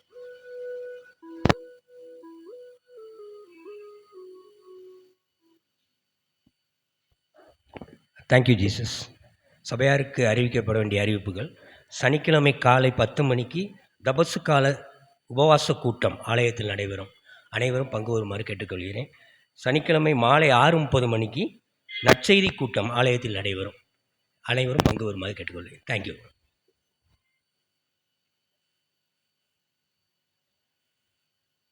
ஹோம்ஒர்க் என்ன சொன்னேன்? செய்யாமல் வந்து என்ன செய்யுது? வந்தாத்தான் அப்படின்றீங்களா? இது எதுக்கு வந்துக்கிட்டு மாட்டிக்கிட்டு? ட்ரை பண்ணுங்கள், பார்க்கலாம். சரியா? நாளைக்கு நாளுடைய பதிலை நான் பார்க்க போகிறோம். கர்த்தருக்கு புது பாடல். அதுக்கு முன்னாடி அதுக்கு ஆன்சர் சொல்லிடுறேன், வசனம் சொல்லிடுறேன். வீட்டில் போய் நீங்கள் குறித்து வச்சுக்காங்க. இப்போ இதை வாசித்து பாருங்கள். சங்கீதம் 40:2-3. சங்கீதம் 40 அதுக்கான பதில் வந்து இந்த வசனத்தில் இருக்குது. ஆனால் வசனத்தை சொல்லக்கூடாது, நாங்கள் பதில் சொல்லணும். கேட்ட கேள்விக்கு பதில். 40வது சங்கீதம் 2-3 வசனங்கள். அதே போல் வெளிப்படுத்தும் விசேஷம் 14வது அதிகாரம், வெளிப்படுத்தும் விசேஷம் 14:3. இது ரெண்டுலேயும் அதுக்கான பதில் இருக்குது. நீங்கள் வீட்டில் போய் கண்டுபிடிச்சிருப்பாங்க. சரியா? கண்களை மூடி நம்ம ஜெபிக்கலாம். நேசிக்கிற அன்பின் பரலோக பிதாவே, இந்த சிறப்பு கன்வென்ஷன் கூடுகைகளுக்காக நன்றி செலுத்துகிறோம். இந்த கன்வென்ஷன் கூடுகை முதல் நாளிலே எங்களோடு நீ பேசி நம்முடைய ஜீவனில் வார்த்தைகளுக்காக உமக்கு ஸ்தோத்திரம். பொக்கிஷத்தை பூமியிலே சேர்த்து வைக்க வேண்டாம் என்று சொன்ன தெய்வம், எங்களை மண்பாண்டங்களில் இந்த பொக்கிஷத்தை பெற்றுக்கொள்ளும்படியாய் எங்களுக்கு கற்றுத்தருகிற நம்முடைய அன்புக்காக நன்றி செலுத்துகிறோம். எங்களுடைய சரீரம் மண் ஆண்டவரே, இது மண்ணுக்கு போய்விடும். இந்த மண் பாண்டங்களில் இந்த பொக்கிஷத்தை நாங்கள் ஒவ்வொருவரும் பெற்றுக்கொள்ள நாங்கள் சிலுவை அண்டை வந்து எங்களுடைய பாவத்தை அறிக்கையிட்டு உம்மோடு கூட சிலுவையில் அறையப்பட்ட அப்படிப்பட்ட அனுபவத்துக்குள்ளாக நாங்கள் வந்துவிட, கிறிஸ்துவின் உடையவர்கள் தங்கள் மாம்சத்தை சிலுவையில் அறைகிறார்கள் வசனத்தின்படியாய் மாமிச இச்சைகளை சிலுவையில் அறைந்து விட்டு அந்த சிலுவை எடுத்துக்கொண்டு நாங்கள் பின்பற்ற கர்த்தர் உதவி செய்யும்படியாக நாங்கள் ஜெபிக்கிறோம். எங்களை தாழ்த்தி இந்த கருத்துக்களாக அர்ப்பணிக்கிறோம். வசனத்தை கேட்டு நாங்கள் ஒருவரும் வசனத்தின்படி வாழ்வதற்கு கிருபித்தாரும், வசனத்தை புரிந்து கொள்ள மனக்கங்களை திறக்கும்படி நாங்கள் ஜெபிக்கிறோம். தாழ்த்தி உடைய கருத்துக்களை அர்ப்பணிக்கிறோம். உடைய வருமானத்தில் ஒரு சிறு பகுதியை உடைய ஊழியத்தை நாங்கள் படைத்திருக்கிறோம். இந்த காணிக்கையும் எங்களையும் இதை அங்கீகரித்து இதை ஏற்றுக்கொண்டு இதை ஆசீர்வதித்து இதை ஊழியத்தில் பயன்படுத்தும்படி நாங்கள் ஜெபிக்கிறோம். காணிக்கை படைத்த ஒவ்வொரு கரங்களையும் கத்த பரிவிதமாக ஆசீர்வதிக்கொண்டு நாங்கள் ஜெபிக்கிறோம். வந்து ஒருவரையும் குடும்பமாய் பேர் பெறாய் கத்தர் ஆசீர்வதியும். குடும்பத்திலே ஒரு வாஞ்சிக்கிற விரும்புகிற அற்புதங்கள், அதிசயங்கள், உயர்வுகள், மேன்மைகள், பெருக்கத்தை பார்ப்பதற்கு கத்தர் உதவி செய்யும்படி ஜெபிக்கிறோம். தடைகளை மாற்றி மகிமையான காரியங்களை கத்தர் பிள்ளைகளை வாழ்க்கையில் செய்வீராக என்று சொல்லி நாங்கள் ஜெபிக்கிறோம். நாளைக்குள்ள மீட்டிங்கை நாளை காலையில் உள்ள உபவாச ஜெபத்தை கத்தர் பொருட்படுத்திக் கொள்ளும். இதன் மூலமாக நாங்கள் இன்னும் அதிகமாக சத்தியத்தை கற்றுக்கொண்டு மக்களாக வளர்ந்து பெருக கத்தர் உதவி செய்யும்படி ஜெபிக்கிறோம். தாழ்த்தி அர்ப்பணிக்கிறோம். தொடர்ந்து எங்கள் மூலமாய் உடைய நாம் மாத்திரம் மையப்பட நாங்கள் ஜெபிக்கிறோம். சகல துதிகன மகிமை ஒருவருக்கே செலுத்துகிறோம். மீட்பர் இயேசு கிறிஸ்துவின் நாமத்தில் ஜெபிக்கிறோம் எங்கள் ஜீவனுள்ள பிதாவே, ஆமென். நம்முடைய ஆண்டவராகிய இயேசு கிறிஸ்துவினுடைய கிருபையும் பிதாவாகிய தேவனுடைய அன்பும் பரிசுத்த ஆவியினுடைய ஐக்கியமும் நம் அனைவரோடும் கூட இருப்பதாக, ஆமென். தாவீதின் மன்றாட்டை சேர்ந்து செல்வோம். என் ஆத்துமாவே கர்த்தரை ஸ்தோத்திரி, என் முழுவதுமே பரிசுத்த நாமத்தை ஸ்தோத்திரி. என் ஆத்துமாவே கர்த்தரை ஸ்தோத்திரி, கர்த்தர் செய்த சகல பகன் மறவாதே, ஆமென். கர்த்தர் உங்களோடு இருப்பாராக. சமாதானத்தோடு போய் விட கடவோம்.